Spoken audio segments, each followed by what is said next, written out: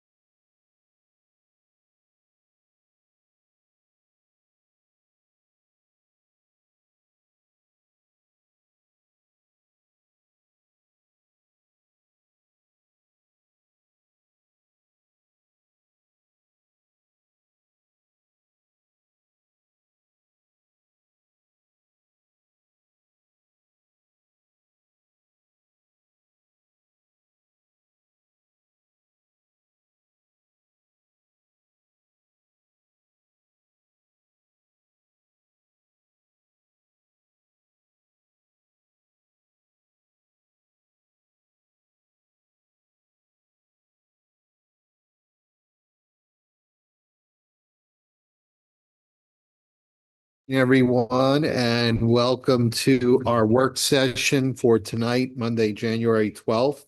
It is 5:31, so we're going to get started. We'll start with the roll call. Mayor Garitano, Present? Councilmember Farmer, Here. Councilmember Dodwell, Councilmember Nyan, Councilmember Ottenberg, Here. Councilmember Trottier, Here. Councilmember Mabry, Here. Councilmember Robluski, Here.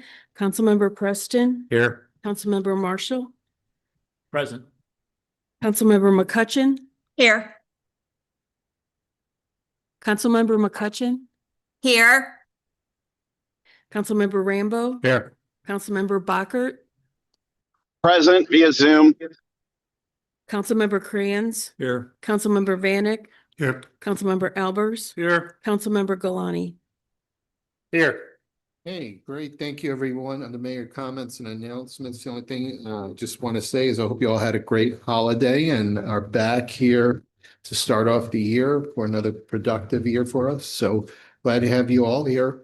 We'll move on to the next item of the agenda, which is for information. So as we usually do, these items do have reports related to them, and therefore this is an opportunity if you have any questions, if you need any clarity, but no action required on the for information. So I'll look to see if anyone has any question related to these items, and if there are, we'll entertain them. Otherwise, we proceed to the for action. Okay, Councilmember McCutcheon. My question's for Mr. Vunich. The sub-district lots that we've been talking about, are those part of what are the outlots for some developments on 109, or are these totally different? Ms. McCutcheon, if you could reference the memorandum you're talking about, I apologize. Eh, I'm not quite sure where it is. As you know, at the last city council meeting in December, the city council did pass legislation authorizing drive-through facilities along certain properties on Route 109 and Route 100. All of those are first-tier properties, meaning they have a direct frontage on either the two state arterials. And for the most part, some do accommodate it already, and others would have to be pre-zoned, which was also part of the action the city council, took in December. Okay, thank you. You answered my question, but I was absent in December, so Okay, my apologies. no Thank you. problem. Thank you. Great. Anyone else? Councilmember Mabry. Thank you, Mr. Mayor. I'll get it by number four. For information, number F, planning and parks. Number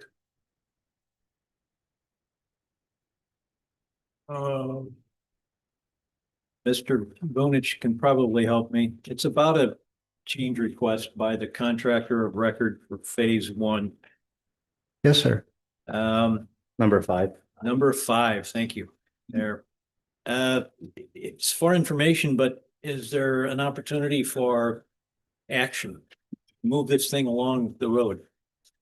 This regarding the acceptance or the rejection or the continued concern about what looked to me as close to a lump sum change request. Give it to me because I'm asking for a type of a change request for the contractor for phase one. Is there anything to be done with that, or is it just some information? Well, as you are aware, and others on city council, each month the department provides an update on the Village Green Phase One. In this particular update, you have identified a change order. Change order that has a sum over $350,000. The general contractor has identified the need for that change order based upon delays associated with the undergrounding of the electrical lines and other items. The Planning and Parks Committee reviewed the change order and recommended no action. Can the council recommend rejection summarily so that the contractor goes back and tries better to validate their case? Instead of having it just linger around like a chronic festering wound, we have to just hear about every month. The Department of Planning and Parks did meet with the general contractor shortly after the submittal of the change order. And the department explained that without background information and truly an assessment of real need, that the department couldn't support anything along these lines. So I assume that the general contractor may be doing that.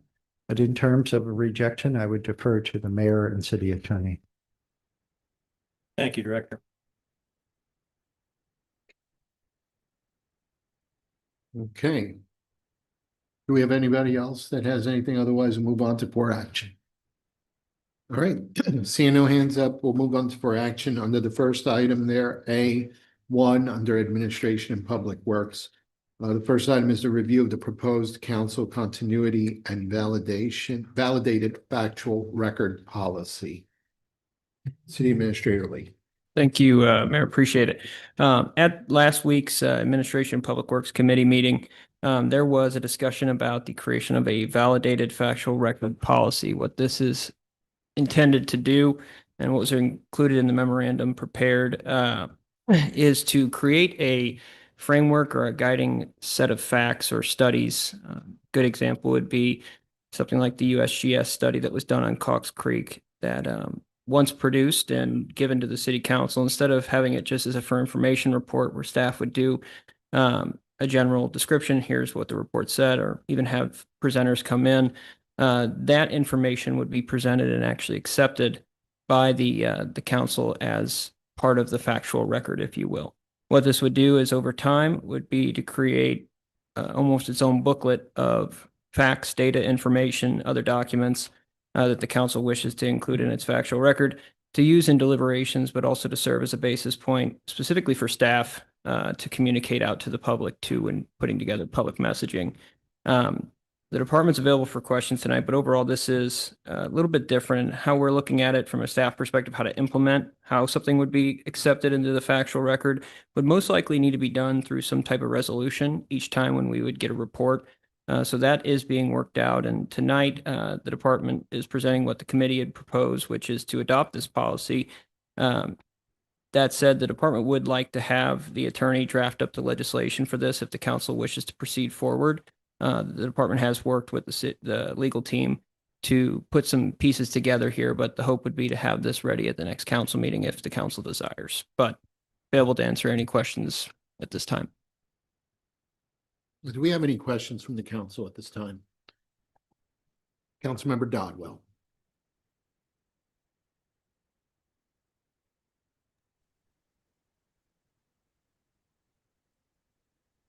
I think it might be appropriate at this time just to make the motion to have the attorney review it, and then we'll wait to see what those results are before taking the next step. So if you're okay with that, and you'll modify your motion. Colleen, do you have it, or do you wish us to? Okay. So is there a second, Councilmember Ottenberg? Right, any other discussion on the motion that's on the floor? Okay, seeing none, all those in favor, please say aye. Aye. Anyone oppose or abstain? All Abstain. right. that motion- did you say abstain, Councilmember McCutcheon? Yes, abstain. Okay, great, thank you. Okay, second item for action under admin and public works is number 2, the review of proposed procurement integrity and role separation policy. Thank you, Mayor. Appreciate it. This was also a policy that was reviewed and does kind of ties into the next item on the agenda. It was reviewed at the January 7th, 2026 Administration Public Works Committee meeting. And specifically, the policy is somewhat of it would most likely be drafted in a resolution form. It would almost be a modification to the city's current purchasing policy and how we handle procurements. Specifically, the policy would be clarifying, would be requiring a few extra things that we currently cover in a lesser sense. We do have them in our RFP process and usually what we publish, but this would be more so putting that up front and putting those requirements out and to the public for clearer standards and expectations for both the public, vendors that are interested in participating, and then also staff and elected officials.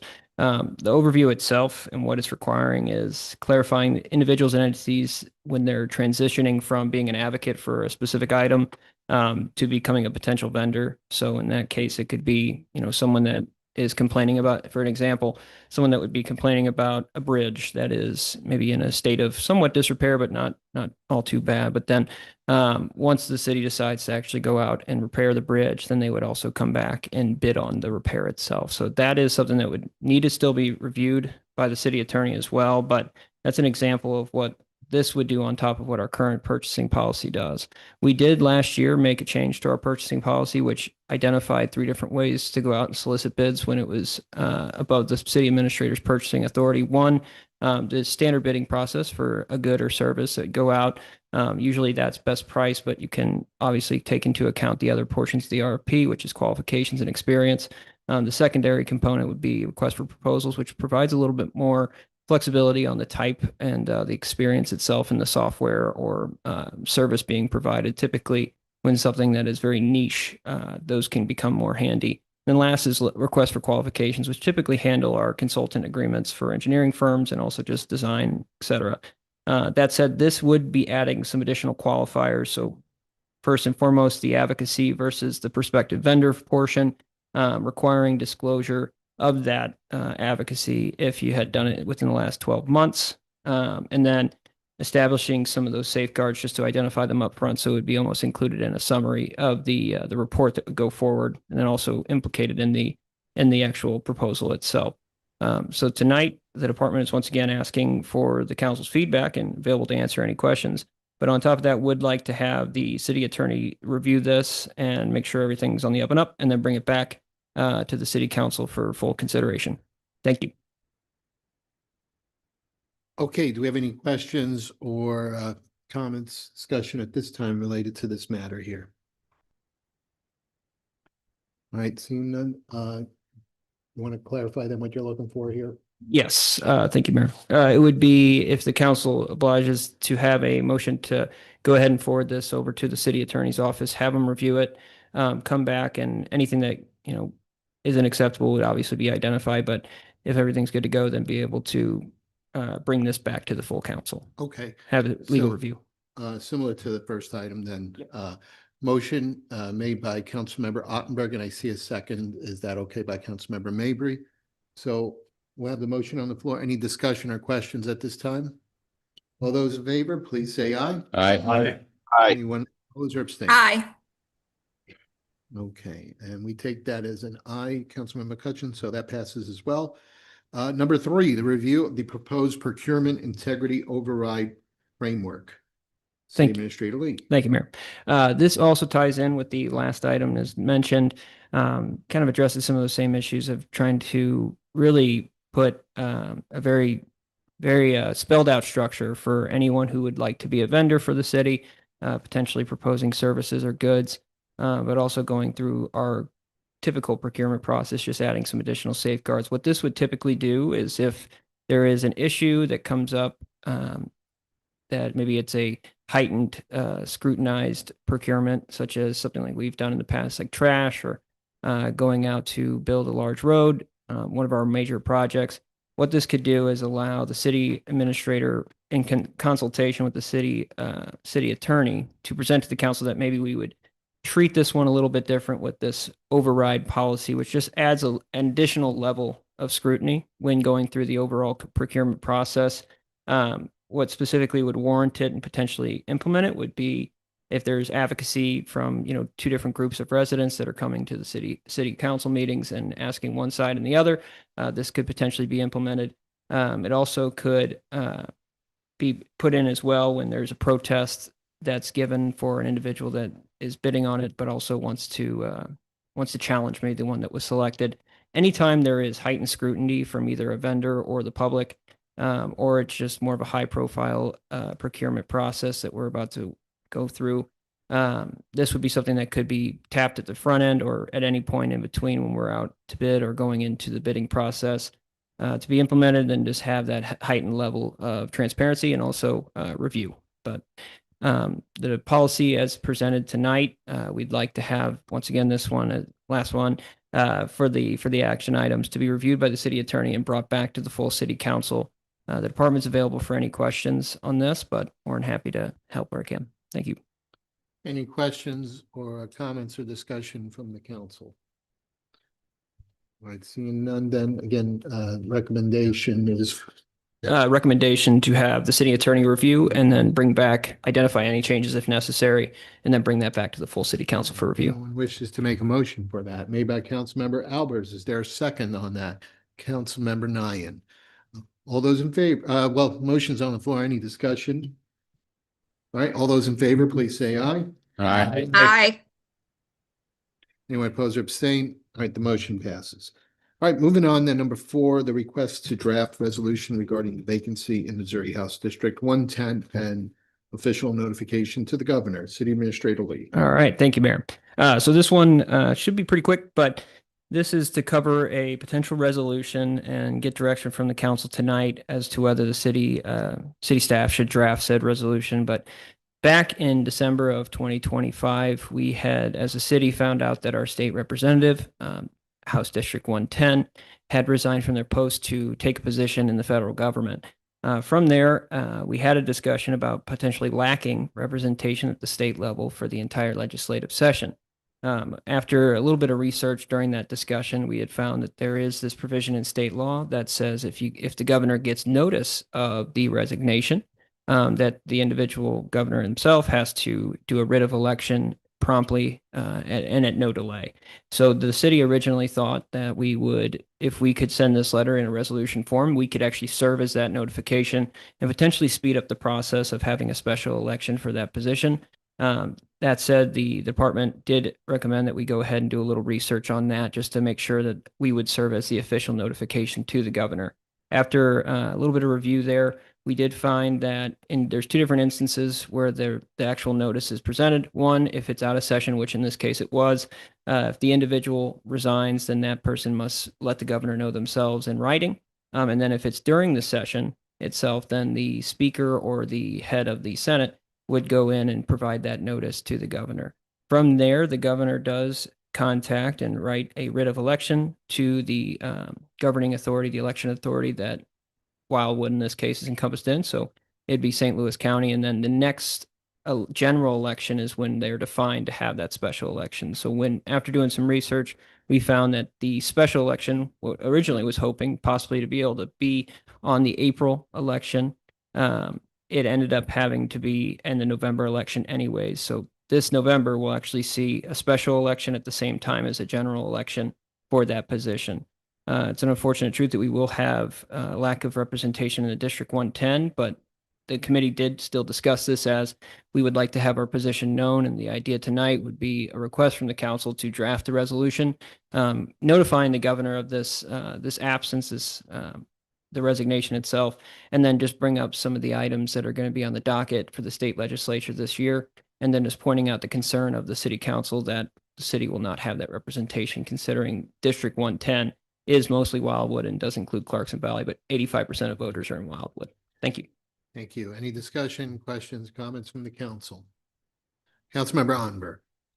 So I guess I just have a general question, and I don't really have an answer to this question. And it's, do we really want to be approving a resolution requesting the governor to do something that he can't really do anyway in terms of getting us a new state representative sooner than a general election in November. So it's just kind of a general question. I don't necessarily feel strongly about this one way or the other. And I'd be interested in any input from any of my council member counterparts.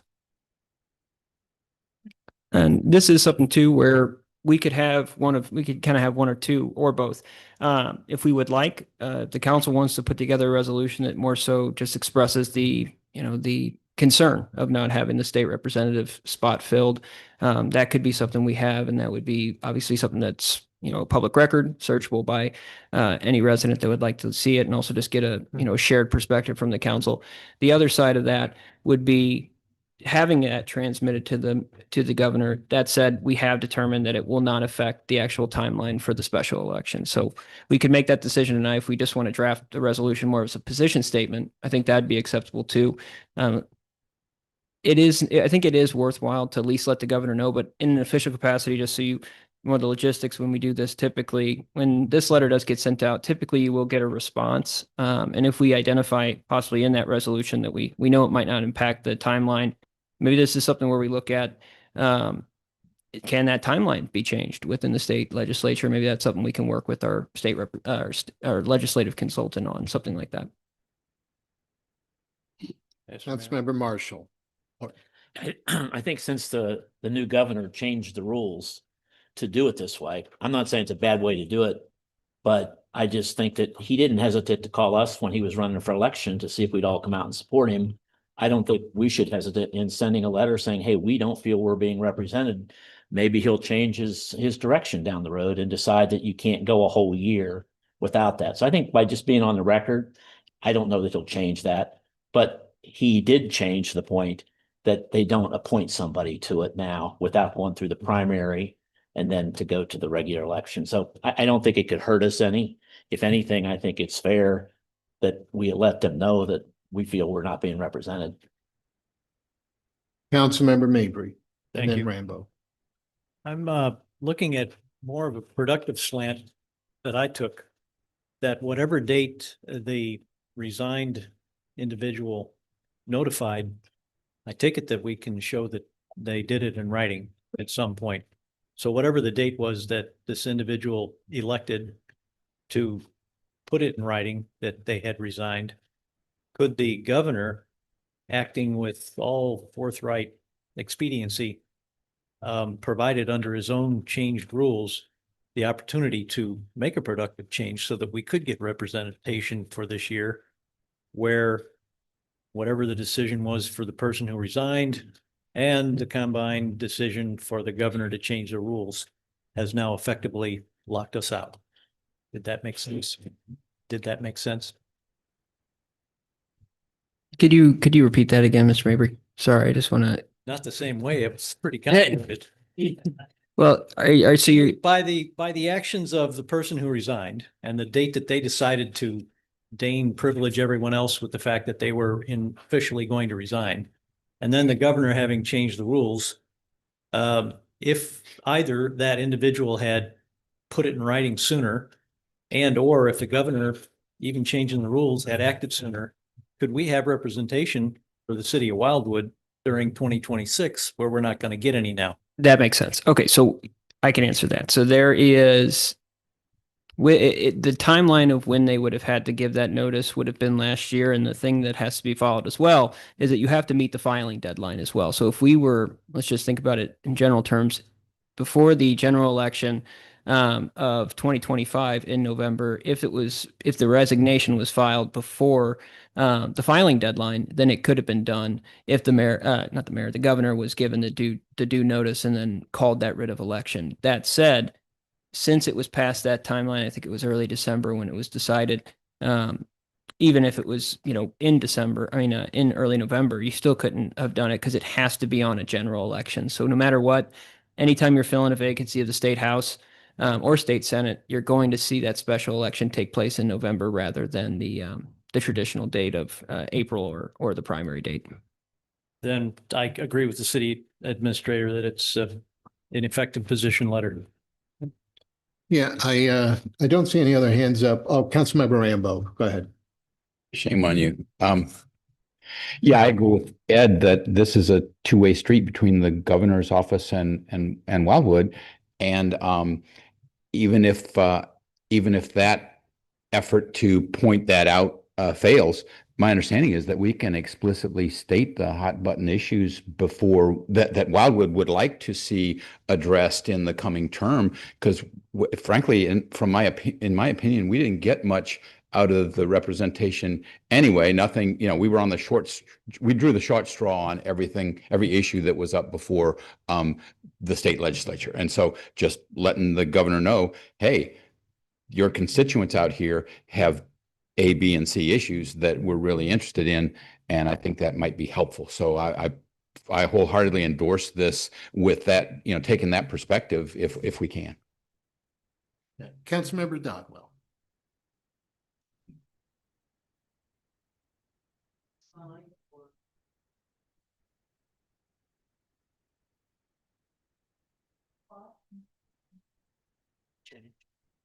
No, I think the consensus, no, unfortunately not. It seems like the consensus, and I would agree with it, is obviously we're going to send a communication. So I'm sure the governor gets a lot of communication. So, we are going to get a few seconds in front of the governor when they read that letter, or staff members. So I would say, it's a concern. We know it's not going to change anything at this point, given that it's going to be the regular election date. But this would be an opportunity to state the bills that are of concern for our city, because the more I think we and other cities can continue to repeat the message that there are bills that are of concern that affect local municipalities, that'll certainly be a good use of the time when we send that letter. But I would say that it's more just for the record, as was stated here, because later on this year, when there are some bills that might affect cities, especially if it's negatively, it's good to say that we're on the record as, not having that representation. So. Okay, with the consensus here that we have, then in that case, we have a motion for this. Oh, we do. Yeah, we had discussion. I just want to make sure, Colleen, who made the motion? I don't. Oh, we don't have it? Okay, great. That's why I asked. So Councilmember Farmer, seconded by Councilmember Marshall. Looks like we've had a bit of discussion. Anything else before we vote? All those in favor, please say aye. Aye. Anyone oppose or abstain? All right, that motion passes. We'll move on to the next section B, Planning and Parks Committee, Stormwater Management #1, next steps. Thank you, Mr. Mayor. Mr. Mayor and members of City Council, at the last Planning and Parks Committee meeting, a discussion was held about the next steps for our stormwater erosion efforts. And those next steps included the following: a stormwater management master plan, a set of projects, and the basin retrofits. As you'll recall, the City Council endorsed the basin retrofits as part of fiscal year 2026's budget. To that end, as part of the discussion at the December meeting, the committee members came up with 3 actions that they would like City Council to consider. The first is to forestall any further action on the management plan, acknowledging that it is something that needs to be considered in the future, but not in 2026. Secondly, to issue a request for qualifications relative to the basin retrofits. As you know, Mr. Wagner, the engineer that has been doing the analysis of the basin retrofits, did not prepare engineered plans for permitting purposes and authorizations. The committee authorized the recommendation for the request for qualifications.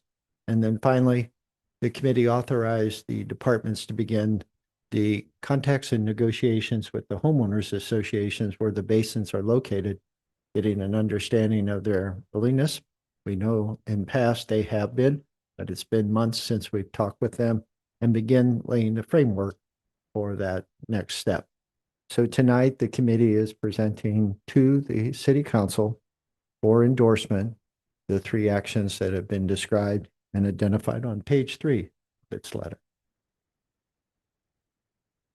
Mr. Mayor, the department would like a motion and second to proceed forward. Okay, hearing that, anyone that wishes to go ahead and make that motion, Councilmember Dodwell and Councilmember Farmer, with the motion there, and we have discussion. So anyone have any questions? Councilmember Krantz?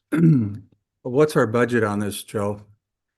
The fiscal year 2026 capital improvements program has $500,000. As was described in the letter from the committee, as well as in previous discussions, the engineering work and the permitting will probably take most of 2026. So we have adequate funds to do that component. And then this year also, we will receive our first allotment of the $300,000 that is earmarked from Proposition S that the Metropolitan St. Louis Sewer District. And that's in addition to the 500? Yes, sir. And how many basins are we going to do? Actually, the committee recommended that we do all of them, so 7 in total. 7 in total. And you got a guess on when work would start? Well, again, we've got to do I get the that R. question on. Yep. I think under the best case scenario, we're looking at 2027. Okay, great. Thank you. You're welcome, sir. Anyone else have any other questions? Otherwise, we have a motion on the floor. All those in favor, please say aye. Aye. Anyone opposed?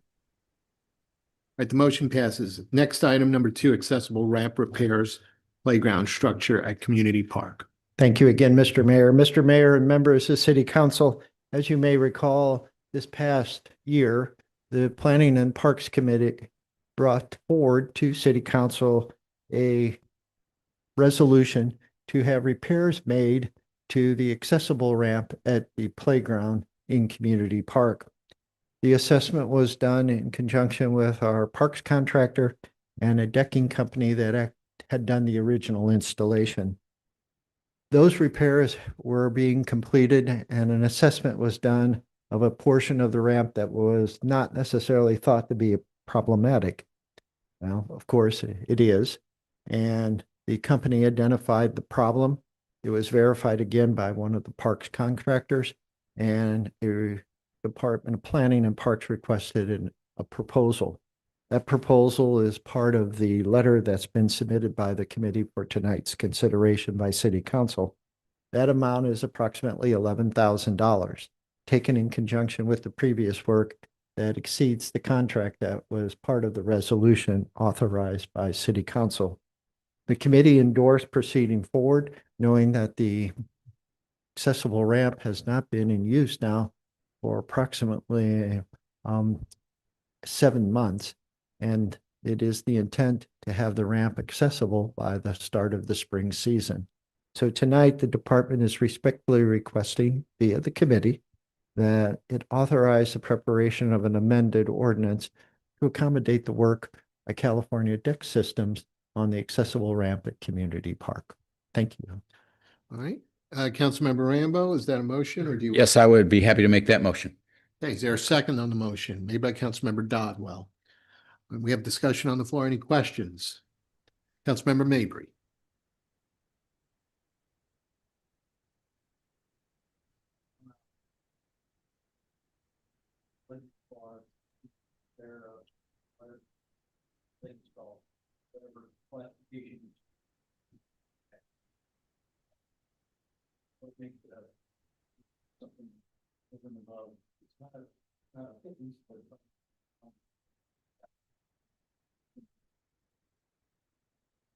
Well, as you know, in terms of the hierarchy, the city administrator has authority to sign contracts up to $10,000.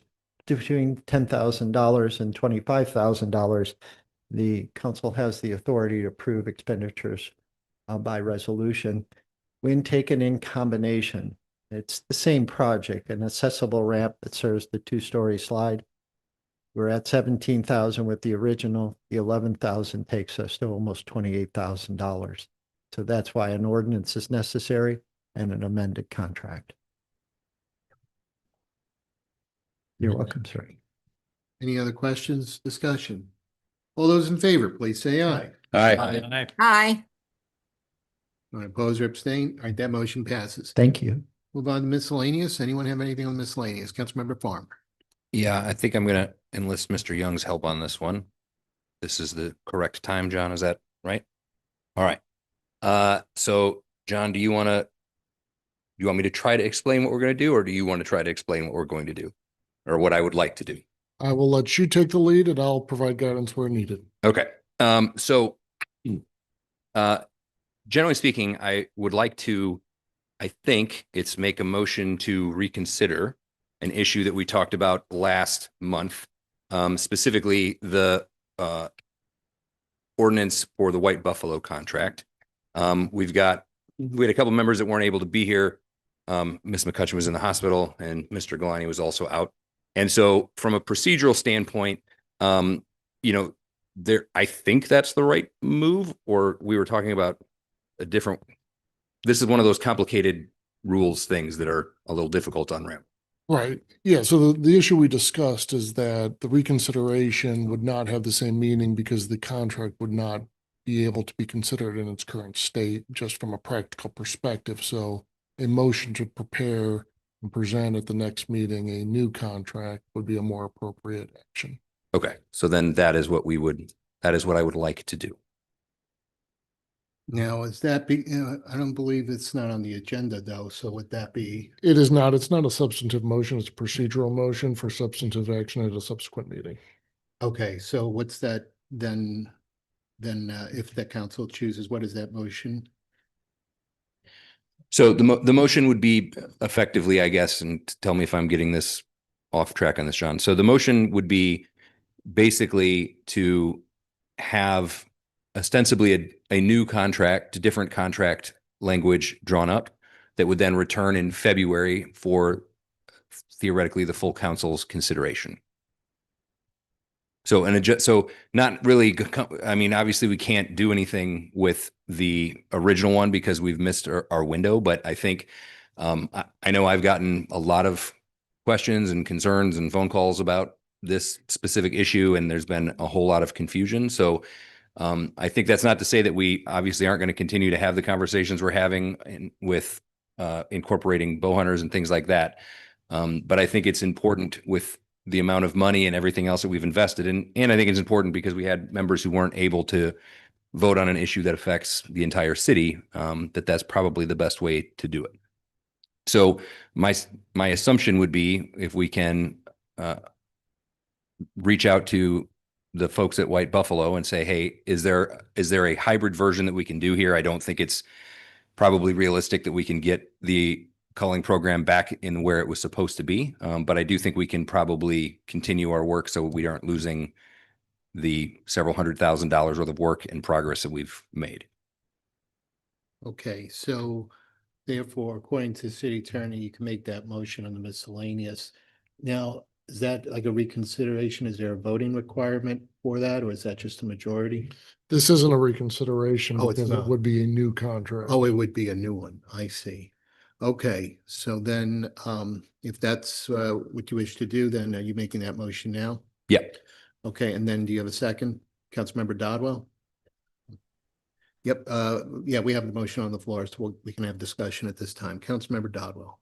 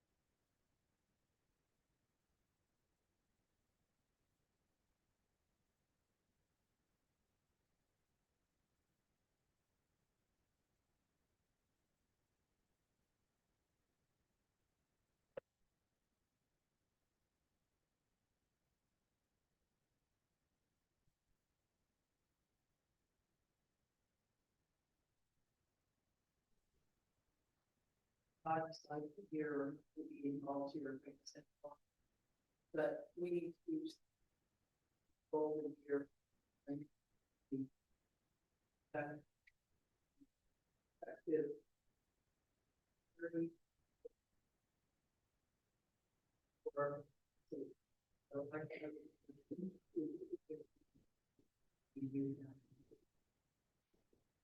Now, I do have a question because would this motion be in conflict with the motion that did pass at the last council meeting referring to the Admin and Public Works Committee? There was a referral to consider bow hunting as an option. So it's in future endeavors. So I don't see it as conflict. It's similar, but not in conflict. All right, Councilmember Rambo, Kranz, and Marshall. Yeah, first, just a terminology correction. White buffalo does culling. They don't hunt. And I know you know that. I'm just putting it out there for everyone else. The season, the archery season ends January 15th. And because there's a clear, bright line between culling and hunting, there can't be any further activity by any bow hunters after the 15th of January, but there can be white buffalo culling because they do it at night. They have complete permission to do it at their discretion, but they wouldn't go past March 1st. And if we want to do something with them, it would be, my understanding of your proposal is maintenance. The maintenance in the two areas that have already been partially culled down to our interim target, that's what they would concentrate on. So it'd be a fraction of the cash outlay, but we wouldn't lose any ground, but we certainly wouldn't gain any ground. And so it's evidently we need a new contract. But the problem is, if we vote on this in February, even if we do 2 votes, they would have to be queued up because they're in demand. And so I don't know if the time would work out for them to come in and do the maintenance work. And so it sounds as though we can't rework the existing contract. And so we have to do a new one, but I'm not sure how practical it's going to be to try to do that. So I guess the question is between Mr. Farmer and Mr. Young. Yeah, I mean, I would look at it this way. Like, I think that whatever we can do, if we can try not to lose ground, I think that's great. Yeah, absolutely. I also think it's important that, while we're certainly going to address this, utilizing bow hunters in the future, I mean, having been here when we did this the first time, it took us several years to get this thing figured out. So I don't know that it's realistic that we're going to be able to, number one, I don't know that it's realistic at all to just have bow hunters handle this for us just based on the logistics of the city and things like that. But that's what we're looking into. But I think in the meantime, if we can do some, excuse me, some base level maintenance on the areas that we've already worked on, and I don't know, maybe even look into getting the new areas that we were looking at trying to do better tied down so that we can be more prepared on this and we're not, kind of constantly behind the 8 ball trying to figure this out at the last minute. I think that would be a good thing. I also think it's an important thing to be able to get some level of understanding, because we had our distance surveys done the last couple of years. Then we obviously spent, money to do this drone survey, which ostensibly confirmed the distance study method that we were using. So as we go through this process, I think as we all know, it's not like the deers are going to sit around and wait for us to figure this thing out. They're going to keep doing what they do. And so, we probably need to get an understanding of what that growth looks like. So another distance study, things like that can help us manage through as we go is important, because whether we wind up continuing with white buffalo down the road, or we have a bow hunter partner, or there's some other person, or whatever the case may be, we're going to have to have an understanding of the numbers and where they're at. And so right now we are kind of just sitting here not figuring out anything, and that's not good for anybody. So how can we have a contract in February? I'm not trying to be difficult here. I'm just trying, as a practical matter, I would love to see us not lose ground, because we spent a lot of money and so on and so forth.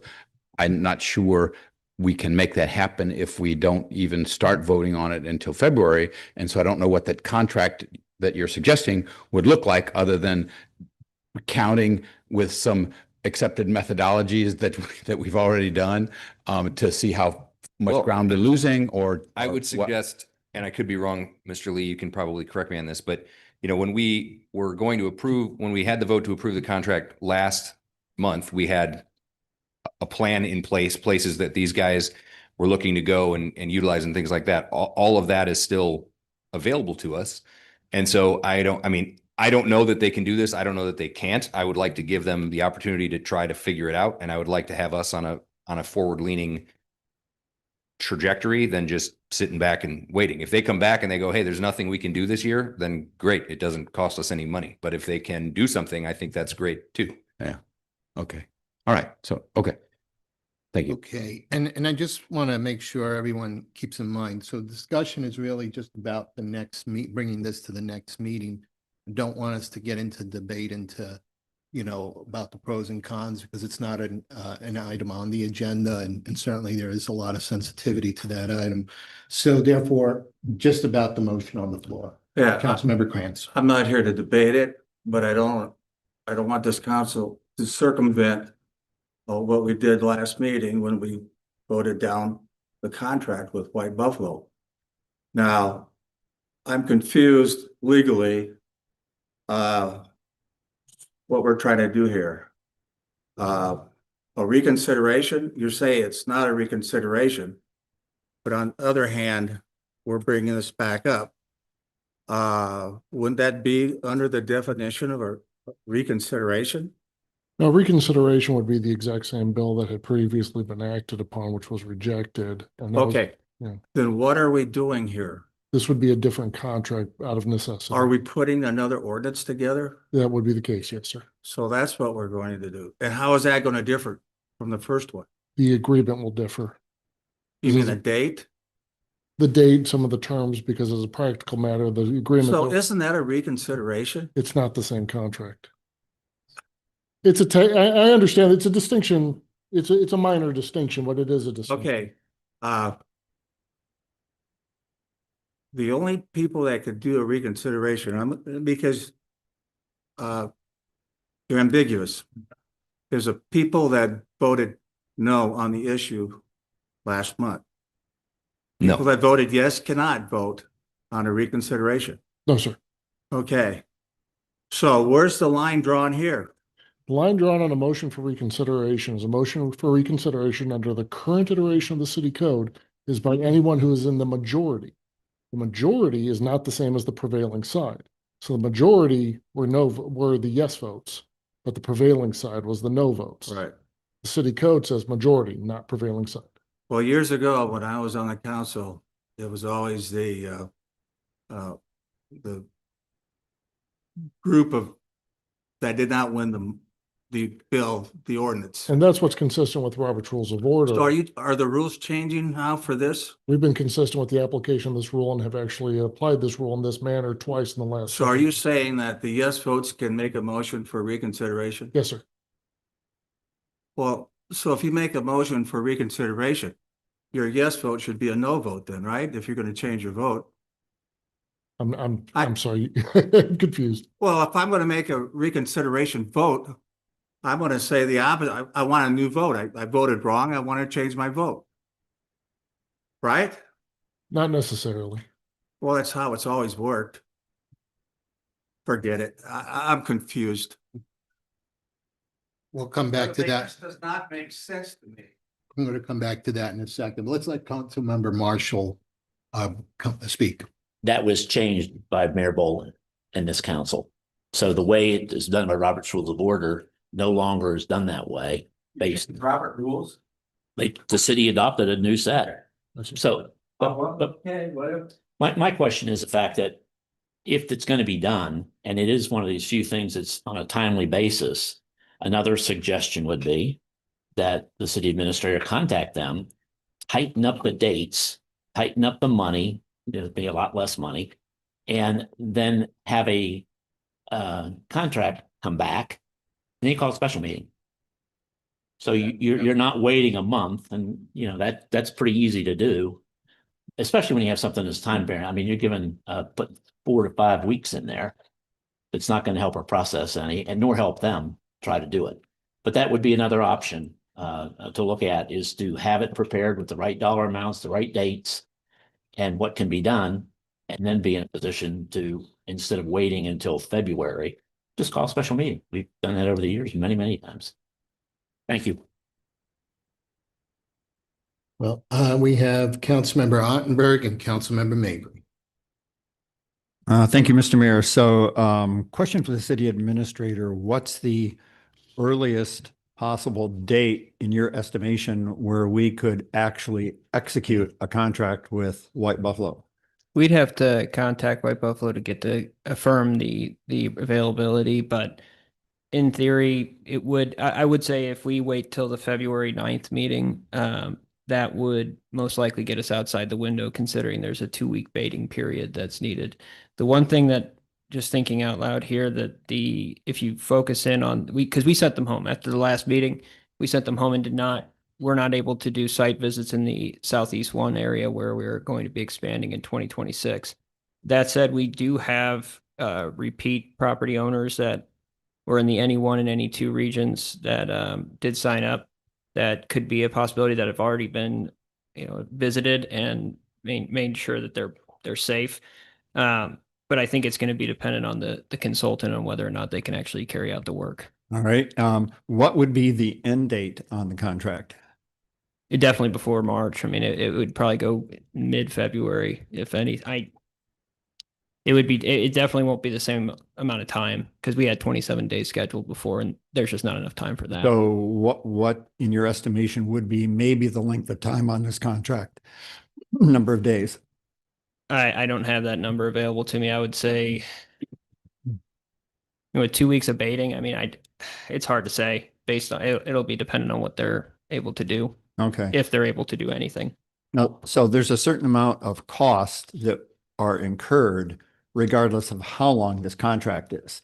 So if we're doing a very short form contract, we still end up bearing the same setup costs as if we had a longer contract. So this becomes a less cost-effective contract because it's shorter in nature. Is that a fair statement? That'd be fair. I would say that just the way it's broken out, because they're a nonprofit, you're paying pretty much their hourly rate that each individual's paid. You're paying for the flight. That's where the big expenditures are going to come in. You're going to be paying for the flight. You're going to be paying for the hotel or the lodging and the per diem to feed them while they're here. But other than that, the other expenditures come from the actual payment of their hourly work, which is done. If there's less days, you'll see that decrease. The main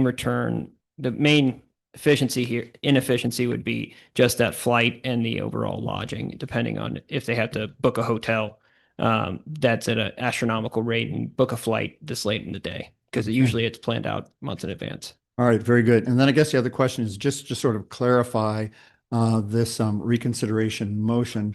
The city attorney, I think, explained it well, that currently, the way we have it in our code, it's the majority vote that is able to make a motion for reconsideration. But aren't we looking at legislation that would change that so that it becomes the prevailing majority, which is what Mr. Kranz alluded to?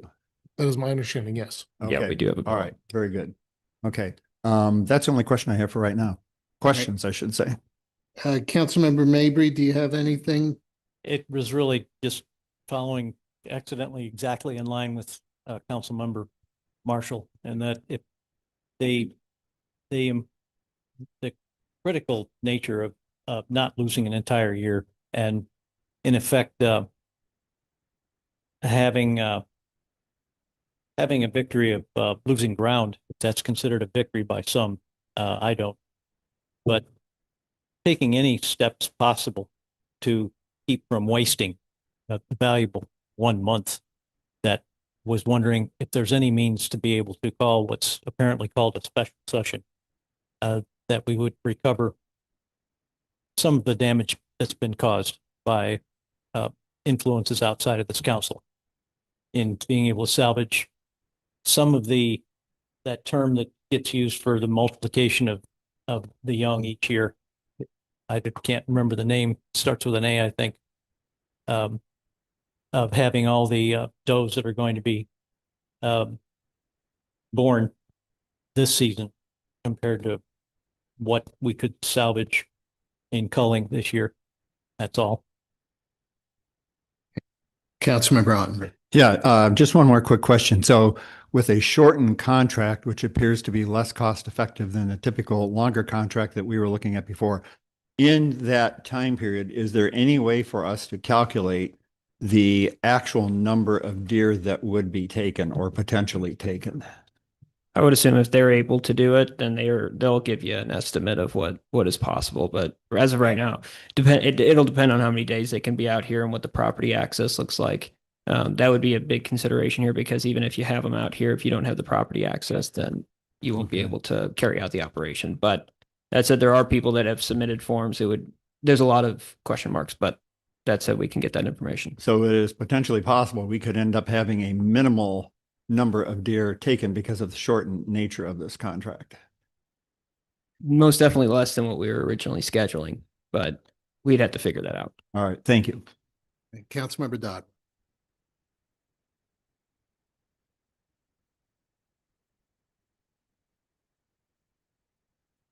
Okay, so I'm going to speak louder.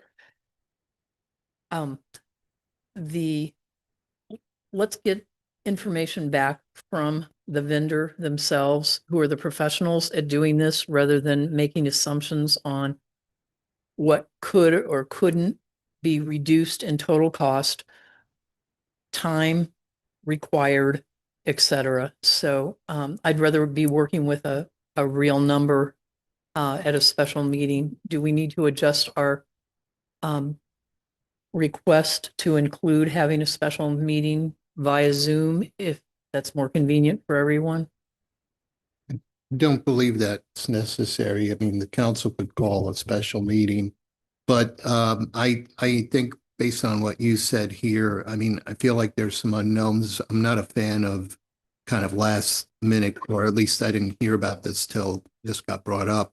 So whenever in my years of being on council, somebody kind of puts something out there without having the ability to think through it, I've always realized sometimes bad decisions get made.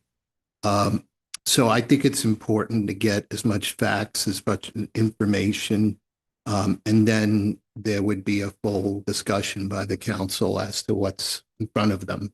So Does that mean we can't because have a special meeting, and so therefore we would have to wait Well, until February? I don't know when we'll have that information. So I think that the city administrator has to do some work there.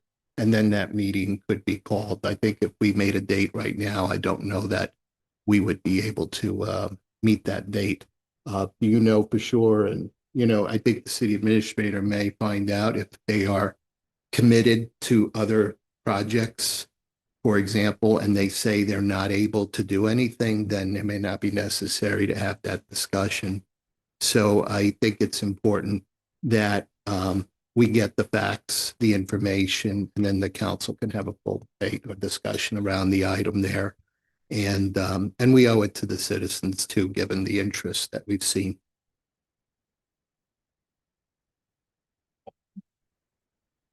Okay, so then what's that? No, nothing. I'd say, once we get it, we can distribute to the council if there's anything there. All right. Anybody have anything else? So we have a motion on the floor. Okay, everyone clear on the motion? Is there a second on the motion? I believe we did. Yes. Any other motion? Any other discussion? All right. Did you read the motion? All right, Colleen, can you go ahead and read the motion? The motion I have is to prepare a new contract for the next meeting for council's consideration with White Buffalo. Okay, so the motion has been read and it's been made. So we've had discussion and we're approaching the time again. That would be coming up at the next meeting. So all those in favor of the motion, please say aye. Aye. Is there anyone that opposes? Opposed. Opposed. All right, given that we have several mixed votes here, why don't we do a roll call? Councilmember Farmer, Yes. Councilmember Dodwell, Yes. Councilmember Nian, Councilmember Ottenberg. No. Councilmember Trottier, No. Councilmember Mabry, Yes. Councilmember Roblewski, No. Councilmember Preston, Yes. Councilmember Marshall, Yes. Councilmember McCutcheon, Yes. Councilmember Rambo, Yes. Councilmember Bockert, No. Councilmember Crayons, No. Councilmember Vanek, No. Councilmember Albers, Yes. Councilmember Galani. Yes. What's the total? 10 yes, 6 no. All right, so then that motion passes. Anything else under miscellaneous? All right, can we get a motion to adjourn the work session? Made by Councilmember Farmer, seconded by Councilmember Ottenberg. All those in favor, please say aye. Aye. Okay, the work session is adjourned. It's currently 6:31, so we do have our regular council meeting, and I will ask if we could just take a few minutes to allow council members to stretch. So we'll start up at about, let's see, Yeah, 6:37. Thank you. They couldn't have timed that better or worse or whatever.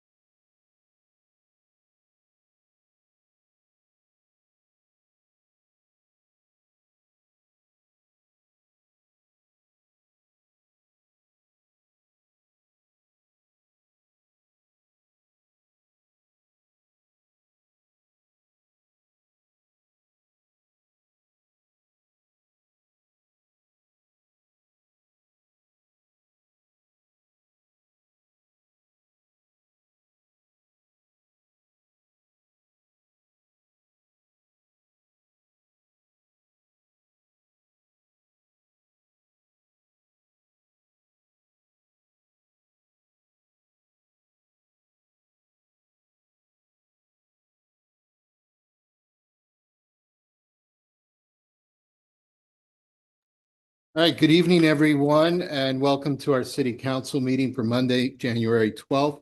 It is now 6:37. We'll get started. So Colleen, can you please do the roll?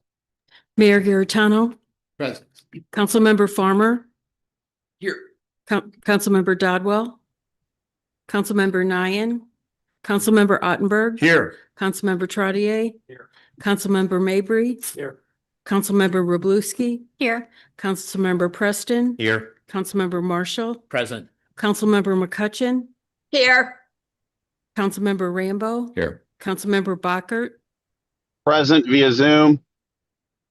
Councilmember Crayons, Here. Councilmember Vanek, Here. Councilmember Albers, Here. Councilmember Galani. Okay, great. Thank you. If you can please stand, if you can join me for the Pledge of Allegiance.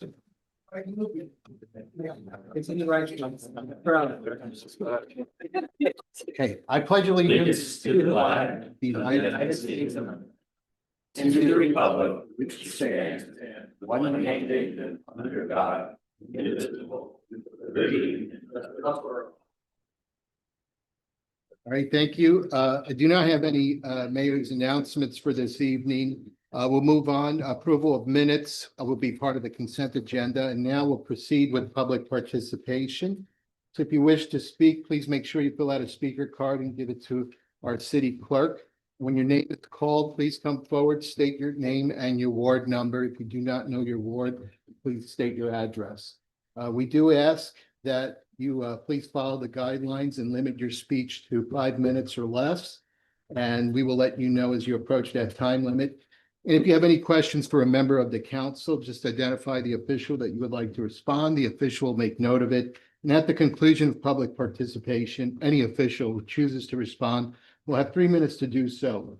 They may also choose to respond to your questions after tonight's meeting. Please be respectful in making your remarks. Interrupting others and using profane or abusive language are prohibited. And we want to thank you in advance for following these guidelines. And we have the first speaker, please. Tom Mitchell wants to speak on deer management. Hi, I'm Tom Mitchell. I think you all know who I am. I'm Ward 3, the best ward.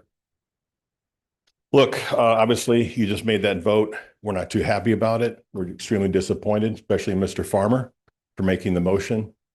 You have a group of people here who are dedicated to saving this city millions of dollars in unnecessary spending with a group of qualified bow hunters that multiply that times 10. They're willing to do this for the city. I'm extremely disappointed. Mr. Mayor, I really like you a lot, but ultimately this will be on you. And I'm just letting you know that we understand we're in the first quarter of an early football game, and we know how to keep pressure on and keep composure in the pocket to make the right passes. And if need be, we will get this on a ballot so that White Buffalo never sets foot on Wildwood soil again. It's irresponsible for this council to take on a vote like that. You can use the procedures and blink your eyes and give me that body language all you want, Mr. Farmer, but it's wrong and it's irresponsible. Another irresponsible thing is after the vote in December, Councilman Rambo is drinking with White Buffalo in a bar. Unacceptable. What were you discussing? Who bought the drinks?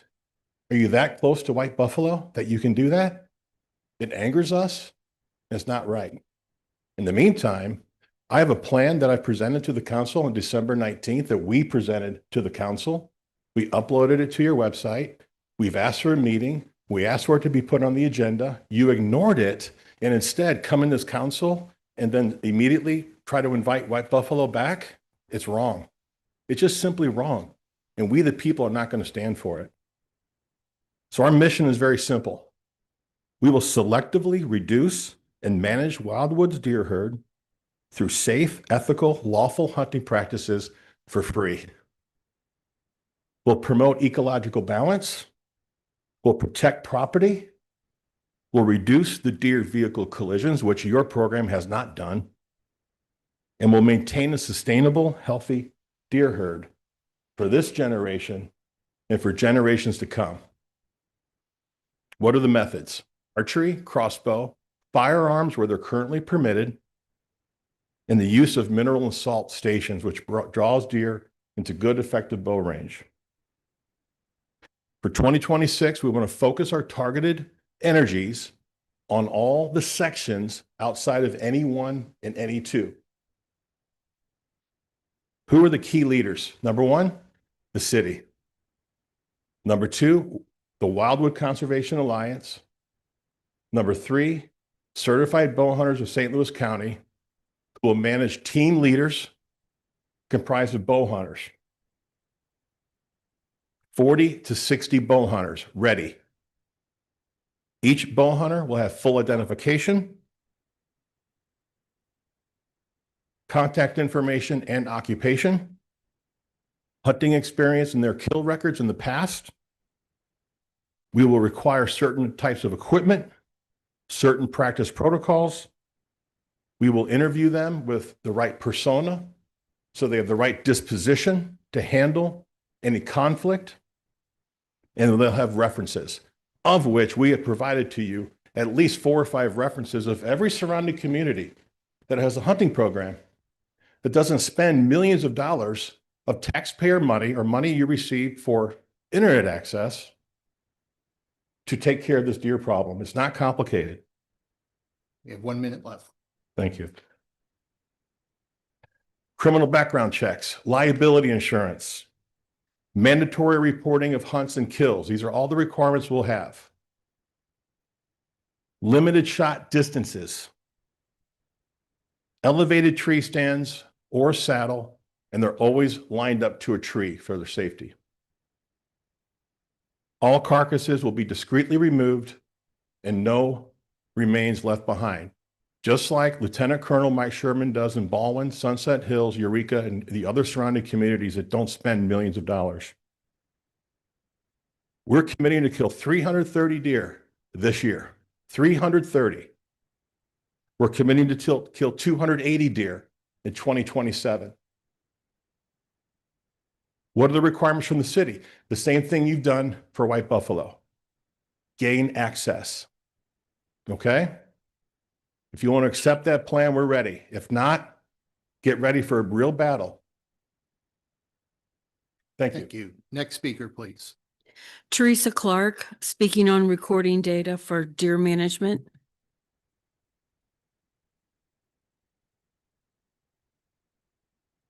Hi, Teresa Clark, Ward 1.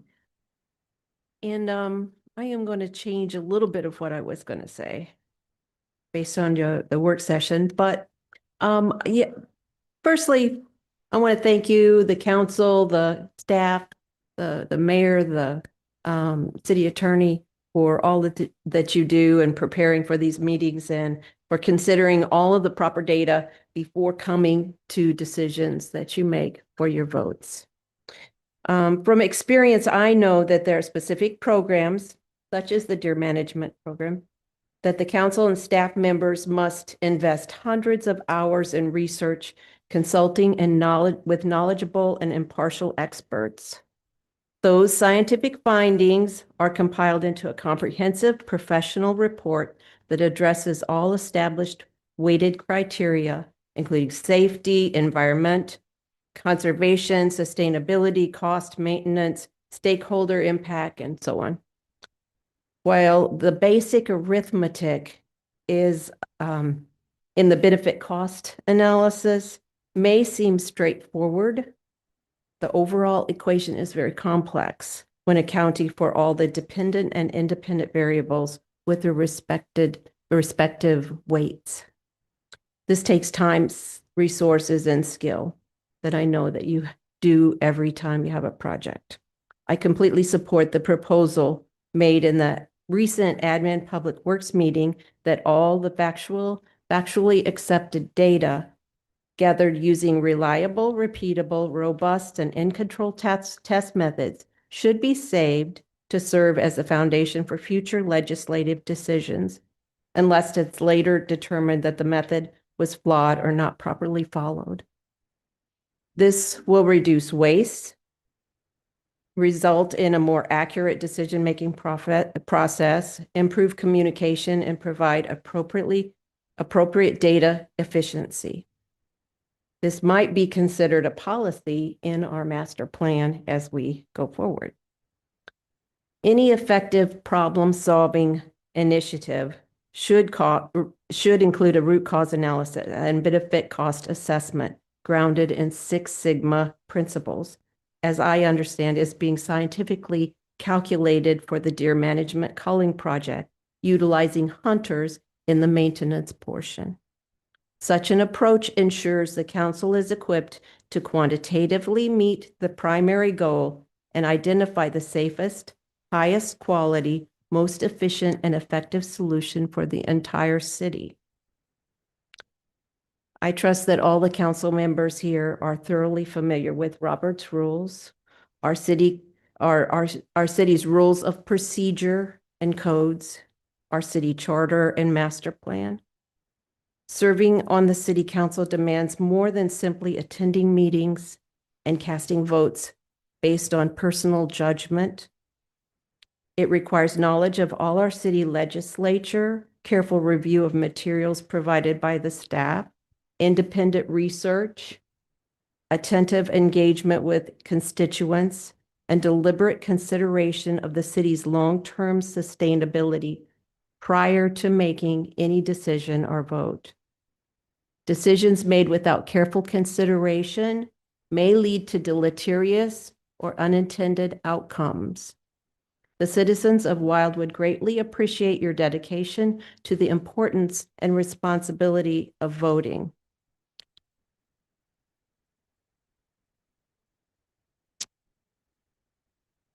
One minute? Yes. Okay, thanks.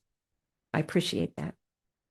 So what is our goal with this deer management program? We have to think about that. Our primary objective should be an ongoing improvement within the city rather than prioritizing any kind of a trophy hunt.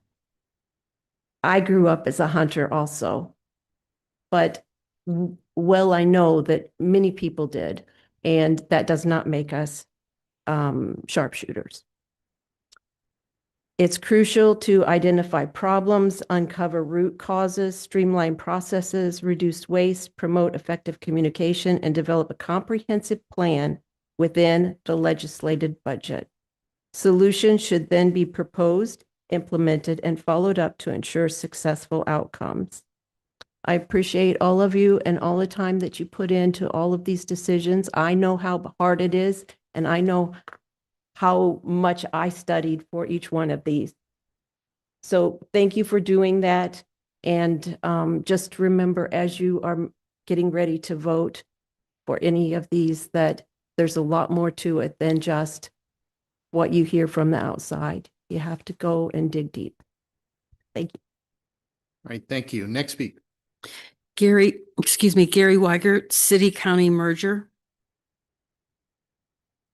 Okay, my name is Gary Wiggert. I live in Ward 3. And first, I just want to mention one of you board members up here was a heck of a great rebounder, a fierce competitor. And if I could bring up a story, Cliff, in 1974, I missed a shot, tried to follow it up, and I took a hard elbow to the ear. And so Cliff was a very good player. And you know, Cliff, if you put a yard sign up in your yard of mine, I will let all bygones be bygones. Just letting you know about that. In all seriousness, I wish to talk about city-county merger. I was just contacted by St. Anne Mayor Amy Pelker, and she advised that at a recent Business Journal article, attorney and developer Jared Holst from Riesman-Berger PC was going to make a push again this year for city-county merger. Last year, I went down to Jefferson City, testified against the bill, and we were able to keep that from even being voted on or coming out of committee. Some of the scary things that I read about in that article, it might have been in that article or on an interview he did, because then I researched this guy a little bit. And so he says he wants to start out early and merge the sewer districts. But here's the scary stuff that comes up that he wants to do. He wants to merge our school districts eventually, and then he wants to merge our police departments. Having been a police officer for 35 years, and I was also an investigator for the St. Louis Public Schools while I was on the police department. I guarantee you, folks, we do not want to merge with the city. We do not want to merge with the school districts. And even though I collect a great pension, right now the pension, there's 3 retirees for 1 active in regards to the pension. This is something that we in the county here do not want to have to take up.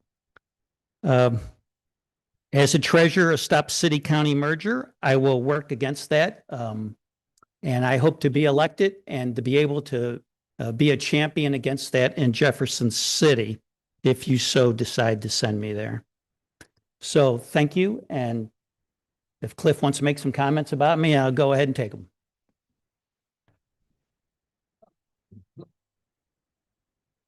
Wow. All right. Yeah. Thank you. All right, well, thank you. Thank you very much. Any other speakers? All right, anyone online that wishes to speak, please use the raise hand feature. Otherwise, thank you for everyone that participated during tonight's public participation. We'll move forward. We do have 1 public hearing. So believe we need to get that read into the record. Is that correct, Director Vunich, or do you want to mention a few things? Mr. Mayor, if the city clerk could read the request into the record, I'll do a brief presentation then. Okay, so we'll declare that public hearing open and have the city clerk read the hearing. PZ 2-03 amended, Tom and Leslie North in care of Stephen and Abby North, 16828 Manchester Road, Wildwood, Missouri, 63040.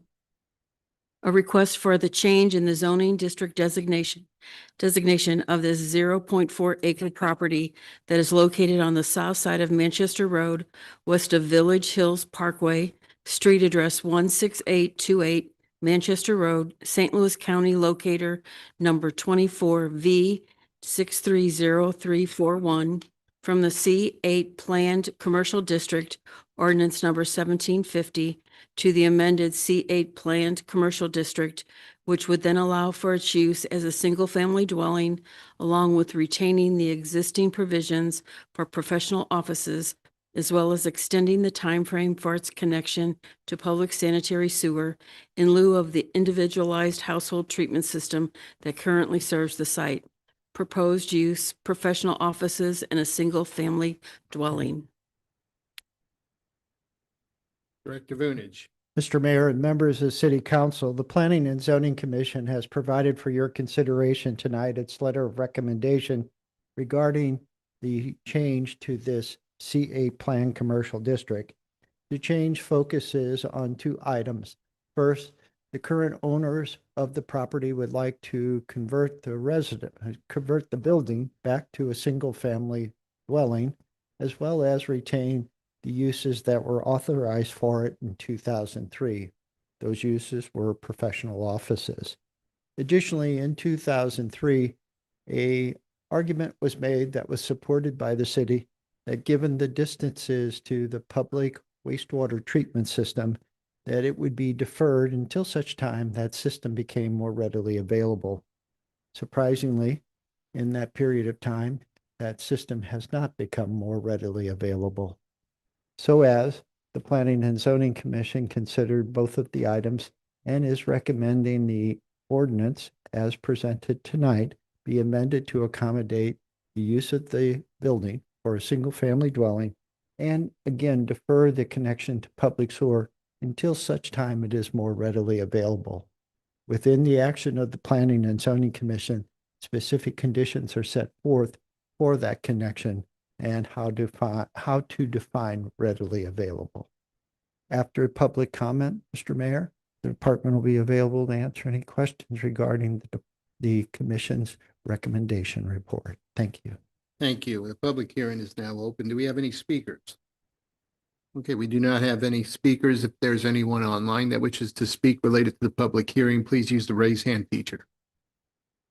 Okay, seeing none, then Director Vunich. Again, if there are any questions regarding any of the components of the letter of recommendation or any of the items that have been identified in the presentation, the department would be glad to answer it. Do we have any questions? Councilmember Krantz. So when will they connect to the sewer? Well, in 2003, when the I town was center there. plan was percolating along, the Department of Planning thought it would be within a year or two. It is now 23 years later, and the extension of public sewer in the vicinity of this site has not occurred.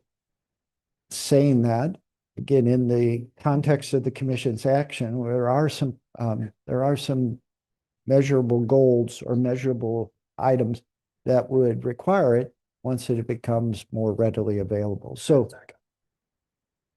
right, but again, I think the counterweight to all of this is it was a single person office for Miss North, who was an all-state agent. So the wastewater load was minimal.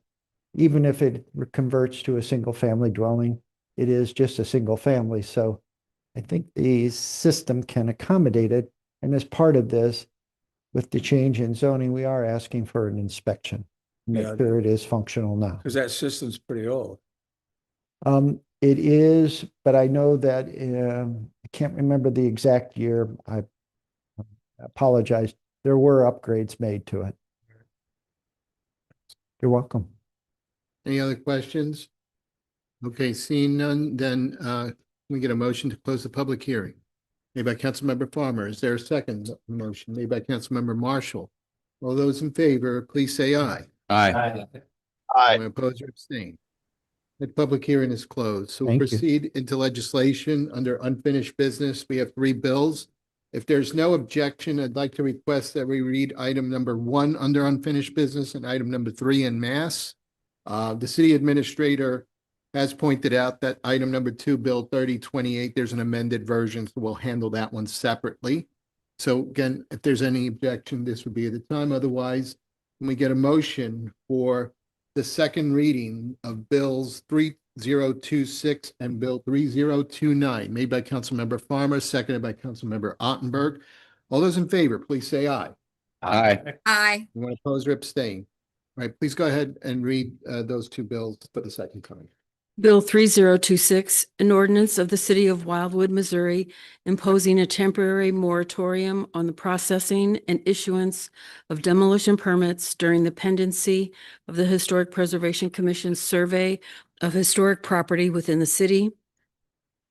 Bill 3029, an ordinance by the City Council of the City of Wildwood, Missouri, approving the rezoning of an 8.05 acre tract of land to the R1A 22,000 square foot residence district and the R4 7,500 square foot district, residence district, with a planned residential development overlay district, PRD, which is located at the terminus of West Avenue at its intersection with New College Avenue, thereby authorizing a total of 16 single-family dwellings on individual lots with common ground areas, access accommodations, required public spaces, and stormwater management facilities, all being consistent with the Planning and Zoning Commission's letter of recommendation on this matter dated November 3rd, 2025.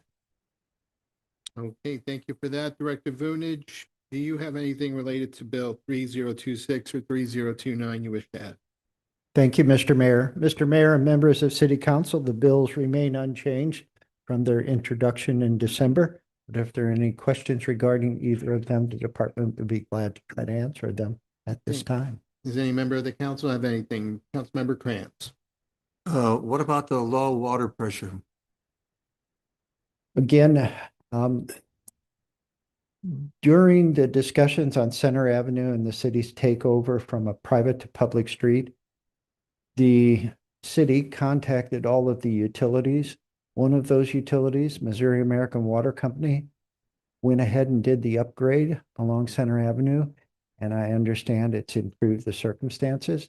Also, as part of this bill, which would become ordinance if the final vote is taken tonight, there is a requirement that the developer provide a guarantee that the addition of these units will not decrease or negatively impact water pressure or water flow in this area.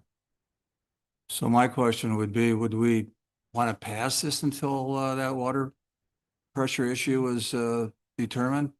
I know Ashley Grove, there were residents in that area that were losing their pressure. And, you know, buy a new house and you're water pressure is low, that's not a good thing. The way the structure of the ordinance is that if the water company were to submit a letter saying that there is a negative impact, the site development plan can't move forward. And that's the, You will get that then before they. yes, we will Yeah. get that before any shovel is placed in dirt. And then you can halt it. Certainly what the department would typically do is basically bring the site development plan as presented with the letter saying there's a problem. And the Planning and Zoning Commission would not take action or take a negative action. So that situation can be fixed then, right? If you have low water pressure. Yes, in fact, the Missouri American Water Company has a long-term plan to address the overall flow volume of potable water, not only in the area of West Avenue, Center Avenue, East Avenue, but also over by the community college. There's some fire ramifications as well. The plan, when last it was discussed with Missouri American Water Company, was at least 2 to 3 years out. That was a year or so ago, so it's getting closer and closer. All right, thanks. Yeah, I was just going to add that we've gotten that from Missouri American Water, and I believe that work is related. The water tower that is located off of Shepherd Road is the one that provides service to the area, and the challenge. And you mentioned Ashley Grove. Nothing's been built there, so I'm assuming you may have met another neighborhood around there. Yeah, we are aware, and just so that everyone knows, Missouri American Water has tested. It always comes back that it's within the range, but obviously on the very low end of the range, which isn't favorable, of course, if we prefer to have stronger water pressure. So yeah, we are aware. I believe if we have concerns too, the fire district would certainly step in if there was an issue where they couldn't get the water they need to put out a fire. But we're looking forward to Missouri American Water following through on that, which should be a big improvement for everyone Very in much this so. area. Okay, anything else? All right, Thank so you. do we have, did we have someone else that wishes to speak or question or comment? Okay, so therefore, second reading, then we'll proceed with a roll call vote. Councilmember Farmer, Yes. Councilmember Dodwell, Yes. Councilmember Nyan, Councilmember Ottenberg. Yes. Councilmember Trottier, Yes. Councilmember Mabry, Yes. Councilmember Roblewski, Yes. Councilmember Preston, Yes. Councilmember Marshall, Yes. Councilmember McCutcheon, Yes. Councilmember Rambo, Yes. Councilmember Bockert, Yes. Councilmember Crayons, Yes. Councilmember Vanek, Yes. Councilmember Albers, Yes. Councilmember Galani. Yes. Thank you. Next item is Bill 3028. Can we get a motion for a second reading of Bill 3028? Made by Councilmember Dodwell. Is there someone wish to make a second? Councilmember Galani. All those in favor, please say aye. Aye. You want to oppose or Aye. abstain? Okay, please go ahead and read Bill 3028 for the second time. Bill 3028, an ordinance of the city of Wildwood, Missouri, authorizing the mayor to negotiate and execute an agreement with Olympus Capital Strategies LLC, doing business as Olympus Political Consulting LLC for legislative consulting services. Right, City Administrator Lee. Thank you, Mayor. Tonight, nothing has changed in the cost or the actual services being rendered, but tonight the department did want to pull this out and just call out the fact that there was originally a requirement for workers' comp and some other insurance requirements that technically does not need to be provided since he is a sole proprietor. So that said, that change was made. All the other components of the contract remain the same. That said, tonight, in order to have the consultant execute the agreement, this was something that was caught after the meeting when he was taking a look at it that we wanted to straighten up. We would request that Bill 3028A is adopted, which is the same bill in substance and included on the online agenda and in your paper packet if you requested that, which would be the same exact agreement, but the only change would be the insurance requirement being lifted due to the nature of his services. Department's available for any questions. Thank you. Need a motion for to amend to for the second for the amended version. Councilmember Dodwell, and then seconded by Councilmember Ottenberg. All those in favor, please say aye. Aye. Okay, we have the amended version on the floor. Any discussion or questions? Seeing none, then can you proceed with the roll call vote? Councilmember Farmer, Yes. Councilmember Dodwell. Yes. Councilmember Nian, Councilmember Ottenberg. Yes. Councilmember Trottier, Yes. Councilmember Mabry, Yes. Councilmember Roblewski, Yes. Councilmember Preston. Yes. Councilmember Marshall, No. Councilmember McCutcheon, Yes. Councilmember Rambo, Yeah. Councilmember Bockert, Yes. Councilmember Crayons, Councilmember Vanek, Yes. Councilmember Albers, Yes. Councilmember Galani. Yes. Okay, that passes. Moving on then to the next part of the agenda, which is new business. I will request similarly if we could read the following bills en masse. The first one, Bill 3030, number 2, Bill 3031, Bill number 3, Bill 3032, and then Bill number 4, Bill 3033. Are there any objections to reading these en masse? I object. All right. Sorry, do you have an objection, Councilmember McCutcheon? I do. I'd like to pull out 3031. Okay, so we'll read that one separately. So back to the list, with the exception of Bill 3031, any objections to read all the other bills en masse? All right, seeing no hands up, then all those in favor, please say aye. Aye. Anyone oppose or abstain? All right, so please go ahead and read Bill 3030, Bill 3032, and Bill 3033. Bill 3030, an ordinance of the city of Wildwood, Missouri, authorizing the mayor to negotiate and execute a city contractor agreement on behalf of the city of Wildwood with Meyer Electric Company Incorporated for construction of the Manchester Road Crosswalk Improvement Project. Bill 3032, an ordinance by the City Council of the City of Wildwood, Missouri, authorizing the mayor of the City of Wildwood, Missouri to execute all of the necessary documentation that will grant a single-purpose utility easement to the Missouri American Water Company, MOAW, that will accommodate the installation of a water main through city-owned property that will serve Babbler State Park. Bill 3033, an ordinance by the City Council of the City of Wildwood, Missouri, authorizing a record plat deposit agreement along with the associated letters of credit, general warranty deed, and trust indenture for a 115 lot subdivision of a 50.4 acre lot, which is lots 1 and 2 of the Dreinhofer Estate, being located in Section 2, Township 44 North, Range 3 East of the 5th Principal Meridian, City of Wildwood, St. Louis County, Missouri, or more specifically situated on the west side of State Route 109, south of its intersection with State Route 100, thereby allowing for the development of the Reserve at Wildwood subdivision by McKelvey Homes.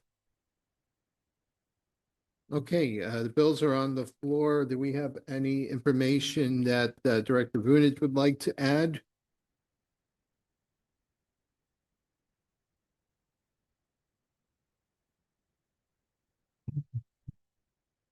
Pardon me. Mr. Mayor and members of City Council, 2 of the items relate to easements that have been requested by Missouri American Water Company. And, pardon me, 1, and the other being the Reserve at Wildwood.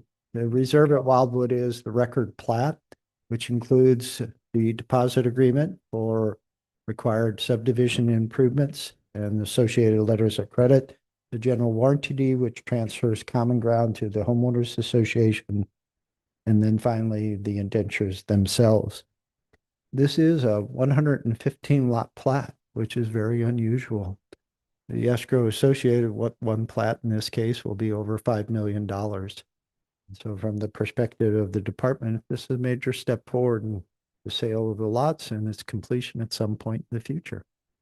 If there are any questions regarding the 2 items that have been read for first reading, the department will be glad to answer them at this time. Okay, this is first reading, so entertain any questions for clarification. Councilmember Galani. Yeah, I'd like to request a second reading for bill number 3033 on the reserve to get the record plat taken care of. They've already sold. The site plan's obviously fully approved. The land's been excavated. They've already sold a handful of homes and they need this done so they can start putting the homes up and filling in the vacant area and to avoid having to just wait a 30-day period for that to happen. I would request that second reading to happen tonight, please. Make a motion for that. Director Vunich, you did hear that. Does the department have any concerns or reservations regarding the second reading pertaining to that item? Certainly, this is a major development and the pre-sales have gone very well. So the department recognizes the advantage to a second reading tonight.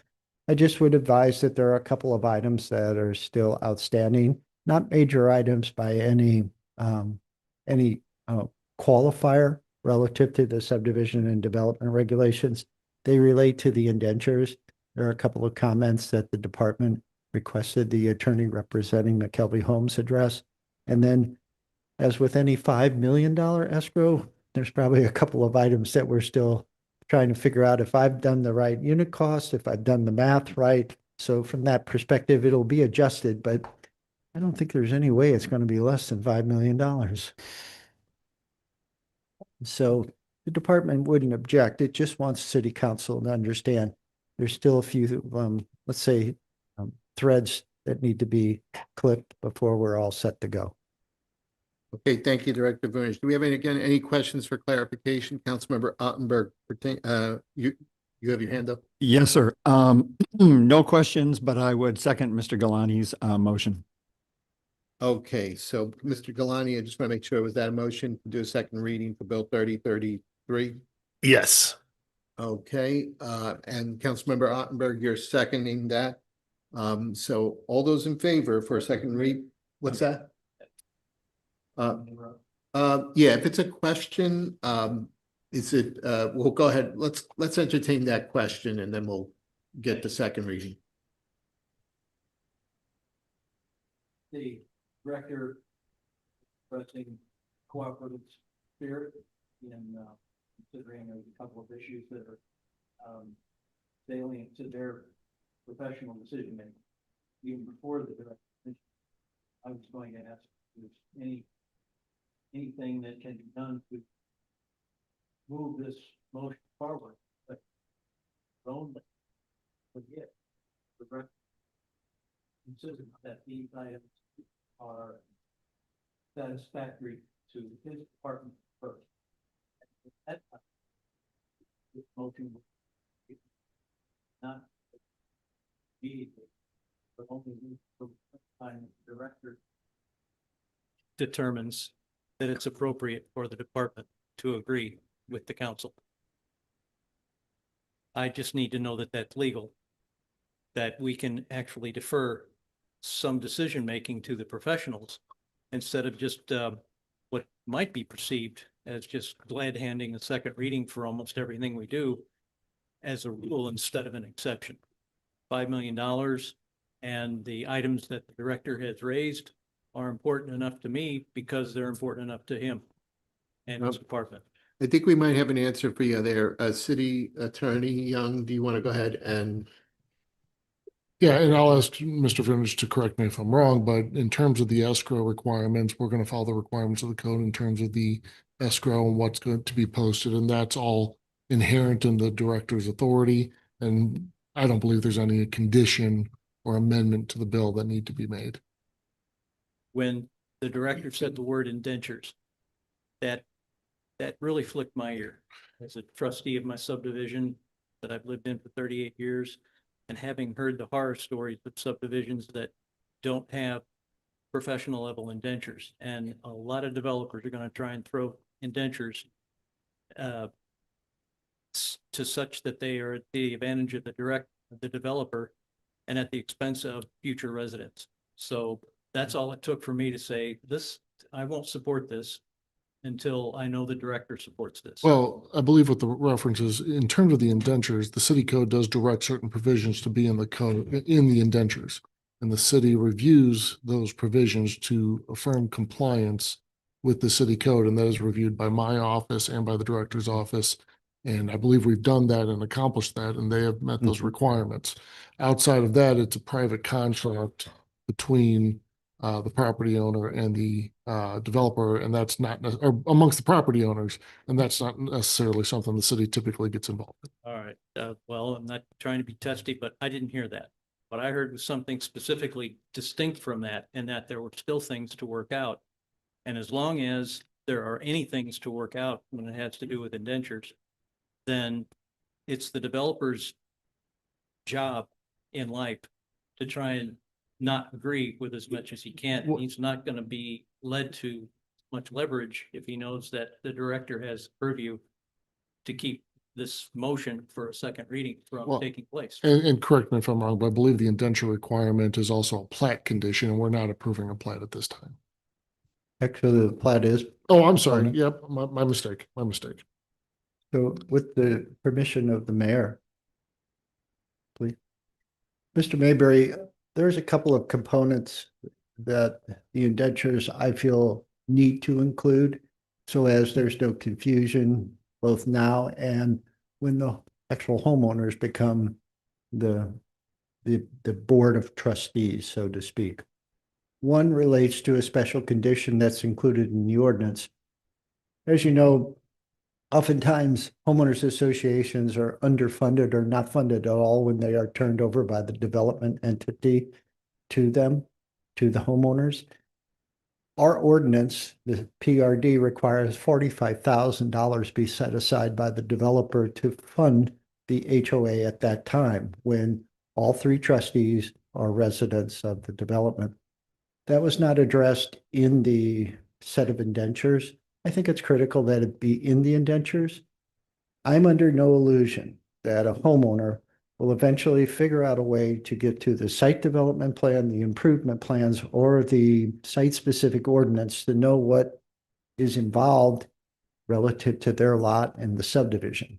What they do get a copy of, at least at closing, is the indentures.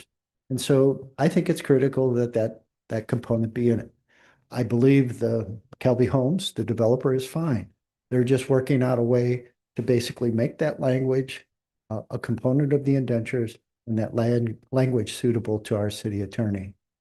The other component, and I don't know for sure, but as you know, indentures are laced with developer preferences, developer opportunities during the construction of the subdivision. They stay in the indentures and they're weight on the indentures that doesn't need to be there once the project's complete. I've asked them to basically put some kind of sunset with those. So as the indentures are clean, at some point in the future when the developer has no longer any responsibility there. Those are the things I'm asking. They're not in our code. Our code only has 7 or 8 items that we check. And the city attorney's office did a fine job, as well as the department. These are more preferences to basically make the indentures better and consistent with the site-specific ordinance. I won't be shy about it. I don't think anything that your department thinks it needs is a preference or a nice to have.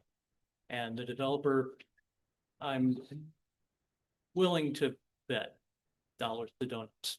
They've known about these references. They've known that they hold out long enough, they'll get more of what they side with, favor them. I'd like not to remove that by throwing away a second reading for no reason when the developer had an opportunity to be more responsive. And they can be mighty responsive if they know that it won't have to cost them an entire month to be more cooperative and more professional in dealing with the city. I will just say, Jim Brennan, the owner of McKelvey Homes, the president, had called the department just to advise them that we'd love to see you at the ribbon cutting. And I said, typically the department doesn't attend those, but appreciated the invitation. That's more an opportunity for the mayor and city council, not department staff, at least from my perspective. When we concluded the conversation, he said this to me: if you need something and you're not getting it, let me know. We're here to cooperate. We're here to get this development moving forward. I don't believe that's changed. How long ago was that he said that, please? Ribbon cutting was what, about a month ago? So he's had a month to be responsive and Well- hasn't yet? How about this? I wasn't able to complete the comments on the indentures till right after the holiday. So they've only had them probably now 10 days at the most. So part of the responsibility for what we're talking about tonight falls on me, not them. Again, since we haven't yet gotten the motion for the second reading down, I think right now we want to keep it to just informational. If apology. you want to, if the motion for second reading does pass to have the second reading, then certainly we can get into more of a debate. And you can express your concerns why you would or wouldn't vote for the bill. So, again, just out of respect, did want to give you the opportunity to ask questions. Do we have anything else, any other questions for clarification on the first reading of these items? And then we'll come back and entertain that question from council if it wishes to go ahead and do the second reading specific to that item. Is it a question, Councilmember Kawani? It's in pertaining to doing the second reading. So then, is it, I mean, whether we do it or not? Or? Yeah. Well, I just had a comment related to. Okay, I'll let you go ahead and make that comment and then. Yeah, I was just going to say in relation to Councilmember Mabry's concerns and what the director just said, this developer has been more than forthcoming and proactive in their desire and willingness and wanting to work with the city and accommodate all of our requests and anything that we need. Councilmember Kranz and myself were at the ribbon cutting, as well as Councilmember Rottenberg a few weeks back and during the holiday season. There's been a long process here. We started with several developers before McKelvey that have gone through this for 7-8 years to get to where we are. And McKelvey kind of came in and if you look at their track record around the St. Louis area, they've got a phenomenal track record as a home builder and reputation working with cities. And in this case, they've been as proactive as possible to accommodate our means. And to the director's comment just now, that the final two minor issues, which him and I spoke before the meeting and he mentioned they'd probably be cleared up within a week, are preferences, not requirements. And the only thing we can hold them to is requirements by our code. Preferences are just that, preferences that we would like. And in being proactive and good partners working with them, our chances of getting our preferences met are a lot better than forcing them to wait an extra 30 days for no reason, in a situation where they haven't caused any delays to start with. And they've worked with us on our countless delays as a council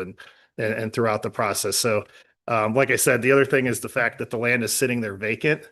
It's been excavated, it's cleared. They've already sold a bunch of homes. They can't start building these homes until this record plat is recorded. And so it's to everyone's benefit in the city to have that process start sooner than later and avoid any unnecessary delays. And 30 days is just literally another waste of time, which we're pretty good at doing for no reason most of the time. So that's all I got to say about that. Thanks. Okay, so I believe we had a second reading. Was that made by, I know Councilmember Ottenberg or? Was that Councilmember Galani and then? Okay, so therefore, do you wish to go ahead and make that second reading right now for this? Okay, so if you wish to proceed, okay, so therefore now, all those in favor of the second reading of the bill 31, excuse me, Bill 3033. All those in favor of Bill 3033, please say aye. Aye. Aye. Any opposed or abstained? Opposed. Okay, we have one opposed. Please go ahead and read Bill 3033. Bill 3033, an ordinance by the City Council of the City of Wildwood, Missouri, authorizing a record plat, deposit agreement, along with associated letters of credit, general warranty deed, and trust indenture for our 115 lot subdivision of 50.4 acre, which is lots 1 and 2 of the Dreinhofer Estate, being located in Section 2, Township 44 North, Range 3 East of the 5th Principal Meridian, City of Wildwood, St. Louis County, Missouri, or more specifically situated on the west side of State Route 109, south of its intersection with State Route 100, thereby allowing for the development of the reserve at Wildwood subdivision by McKelvey Homes Incorporated. Okay, now that we have Bill 3033 on the floor for a second reading, we're open again for debate this time. Anything else that anyone wishes to debate with regard to Bill 3033 or Director Vunich? Anything else you want to add in there? If I could just steal a minute of all your time. So oftentimes this time of year when we have development, the problem we face is mud, rock, and debris on the road.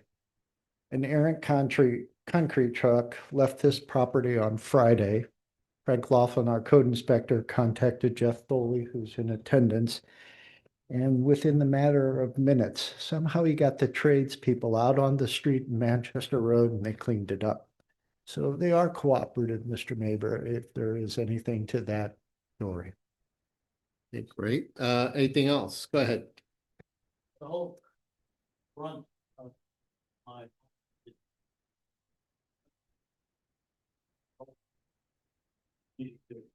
Proceed. And that's the amount of days.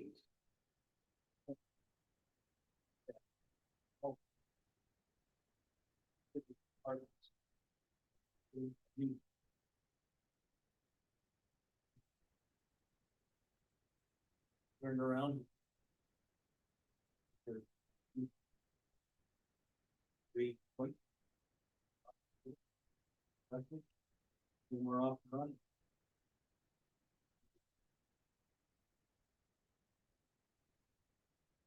With any consolation, Mr. Young has to sign off on the indentures as well as part of the ordinance it speaks to. And so I'm sure he'll make sure I don't do anything wrong with them. Anything else from anyone? Otherwise, Thank you. we have the second reading on the floor. Do remember this requires supermajority, so we'll have a roll call. Councilmember Farmer, Yes. Councilmember Dodwell. Yes. Councilmember Nyan. Yes. Councilmember Ottenberg. Yes. Councilmember Trottier. Yes. Councilmember Mabry. Yes. Councilmember Roblewski. Yes. Councilmember Preston. Yes. Councilmember Marshall. Yes. Councilmember McCutcheon. Yes. Councilmember Rambo. Yes. Councilmember Bockert. Yes. Councilmember Kranz. Councilmember Vanek. Yes. Councilmember Albers. Yes. Councilmember Galani. Yes. Okay, and what was the total on that? Okay, thank you. And I stand corrected. The supermajority is when we did the initial vote for the second reading to actually have it. So wanted to make sure that was clear. All right, so that passes. Back to other items under new business. We have Bill 3031. Can we get a motion for a first reading of Bill 3031? Made by Councilmember Farmer, seconded by Councilmember Preston. All those in favor, please say aye. All right. Aye. All right. Please read Bill 303. Bill Opposed? 303. All right, we have one opposed. Bill 3031, an ordinance by the City Council of the City of Wildwood, Missouri, authorizing the mayor of the City of Wildwood, Missouri to execute all of the necessary documentation to grant single-use easements that will accommodate encroachments of limited private improvements onto city-owned property, which are for the installation of a portion of needed retaining walls and parking areas, all in conjunction with Wildwood Luxury Living Project, a 118-unit multiple family development, which will include a temporary construction easement as well. All right, Director Vunich, do you have anything you wish to add? Mr. Mayor, Mr. Mayberry was kind enough to let Ms. Lobeck and I know today that the 118 is 188. So there's a mistake in that particular title, although the body of the bill has the number of units correct. And in terms of this particular item, in reviewing the retaining wall plan, the Departments of Planning and Public Works noticed that a very small area of the existing parking lot for the theater encroaches onto the strip of ground that contains the trail around the detention basin. Unfortunately, it's relatively small and the colorized version doesn't make it any easier to see, at least from where I'm standing, but Suffice to say, the existing parking is in place and it has been encroaching into this area for a bit. The other two easements, one is a temporary construction easement, which is typical. As you know, with the Route 109, Route BA roundabout, we've been collecting easements for the construction purposes. They stay in place until the construction is complete, and then the temporary nature takes effect and they are removed. And then finally, in what I would consider the northeast corner of the strip of ground that the city owns, there is a 345 square foot easement that is needed for retaining wall. It does not impact the trail. Therefore, the perspective of the department would be a reasonable granting. Are there any questions regarding the temporary easement or the two permanent easement? Department would be glad to answer them at this time. Do we have any questions? Councilmember Dodd.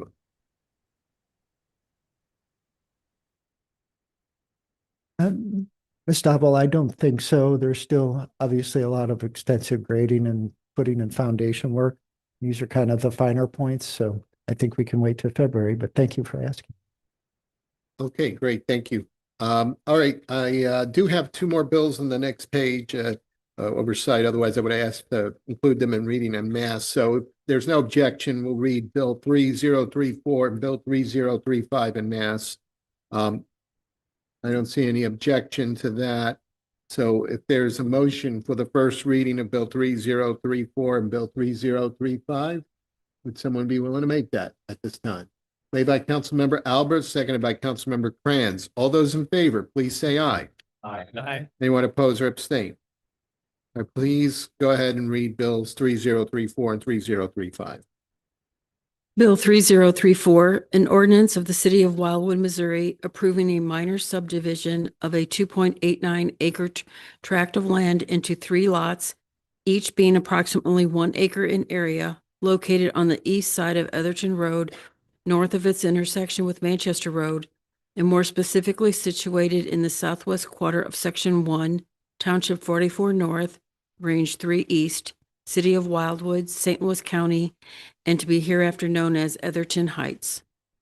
Bill 3035, an ordinance of the City of Wildwood, Missouri, amending subparagraph 11 of subsection A of Section 110.210 of the Code of Ordinances of the City of Wildwood by deleting it in its entirety, enacting in lieu thereof a new subparagraph 11 of subsection A of Section 110.210 and providing rules of procedure for the City Council.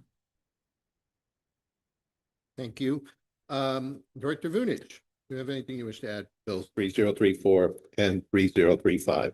Well, 3035 is in the purview of our city administrator, Mr. Lee, but in regards to Etherton Heights, it is a 3-lot subdivision that's proposed on the east side of Etherton Road, north of Manchester Road.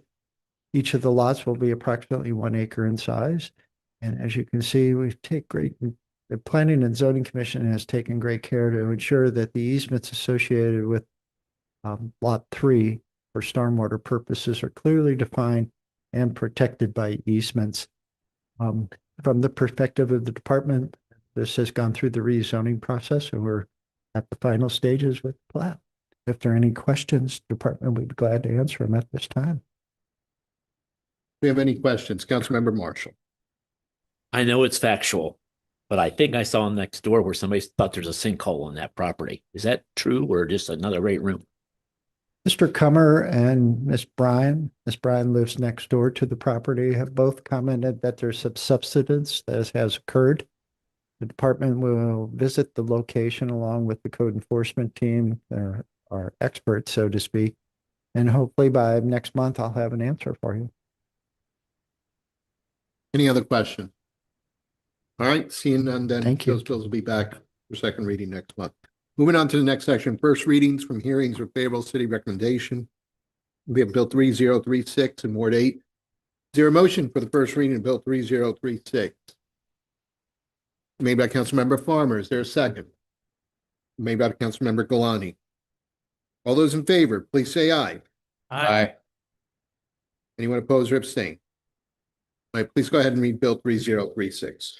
Bill 3036, an ordinance by the City Council of the City of Wildwood approving a change in the zoning district designation of a 0.4 acre site that is located on the south side of Manchester Road, Historic Route 66, west of Taylor Road, to the amended C8 Planned Commercial District, thereby allowing certain changes to the property's governing ordinance to accommodate another permitted use upon it and extend the timeframe for the lot's connection to public sanitary sewer service, all being consistent with the favorable letter of recommendation of the Planning and Zoning Commission dated December 1, 2025.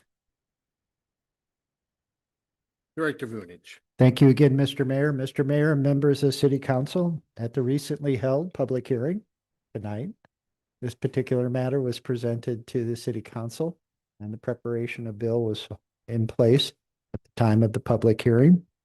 The department provided a brief presentation relative to the recommendation from the Planning and Zoning Commission.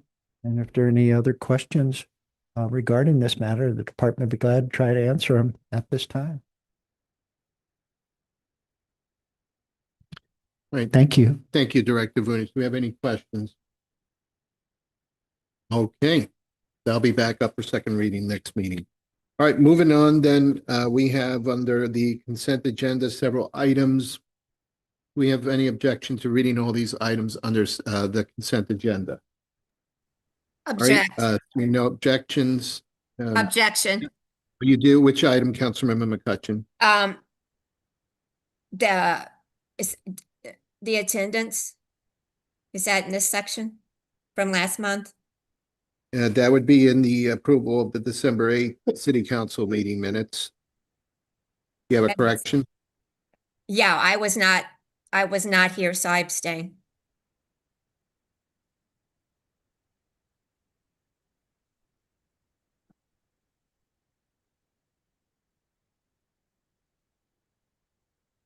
All right, so then we're going to call it out separately. So therefore, we'll have the consent agenda with every item except A, which is the approval of December 8th. We'll come back and deal with that one separately so we can make the note per Councilmember McCutcheon. So if there's no objections, then for B, C, D, can we get a motion for approval of the consent agenda? Made by Councilmember Preston, seconded by Councilmember Nyan. All those in favor, please say aye. Aye. Oppose or abstain? Okay, that passes. And then we'll come back for the motion for approval of the December 8th, 2025 City Council meeting minutes with, I guess this would be a change or a correction with the attendance for the for Councilmember McCutcheon. Is that correct? Yes, Oh, you just want to abstain. All right. I want to abstain, So- yes. So therefore, we'll just go ahead and treat that. Can we get a motion for the approval of the December 8th, 2025 City Council meeting minutes made by Councilmember Farmer, seconded by Councilmember Dodwell. All those in favor, please say aye. Aye. Anyone oppose or abstain? Abstain. Okay, that abstains. Do we have anything under miscellaneous? Councilmember Crayons. Am I late to ask a question about the budget? I guess I just Yeah, I don't, missed it. you mean the budget from December? Well, yeah, Yeah. I just got a question on legal fees. Sunshine request, $3,007. I'm just curious what that's all about. So typically that would involve when we get a sunshine request that is either a discovery almost of someone requesting a lot of information about, there's incidents where we have individuals requesting information about how we set up the code for a sidewalk and all the information that went into it. And sometimes we do need interpretation from the legal counsel. We typically forward that Well, to what them. was involved in this particular incident? I would need a check. I can get that Okay. back to you. You're back with me? I can Okay, get back. thanks. Yeah, and just so maybe it may help. The city is able to recoup some costs for sunshine requests, but the way that the state law is written, we have to bill the requester at the lowest hourly rate of the city of any city employee. So it's not a full recoupment. I'm of just it, but- curious how many yeah. requests we would get. Yeah, and certainly that Yeah. information can be provided to you. Okay. All right, well then, do we have anything else in the miscellaneous? Okay, so we can get a motion for adjournment. Made by Councilmember Marshall. Is there a second? Made by Councilmember Ottenberg. All those in favor, please say aye. Aye. Aye. Anyone oppose or abstain? All right, the meeting is adjourned. Thank you very much and have a great evening.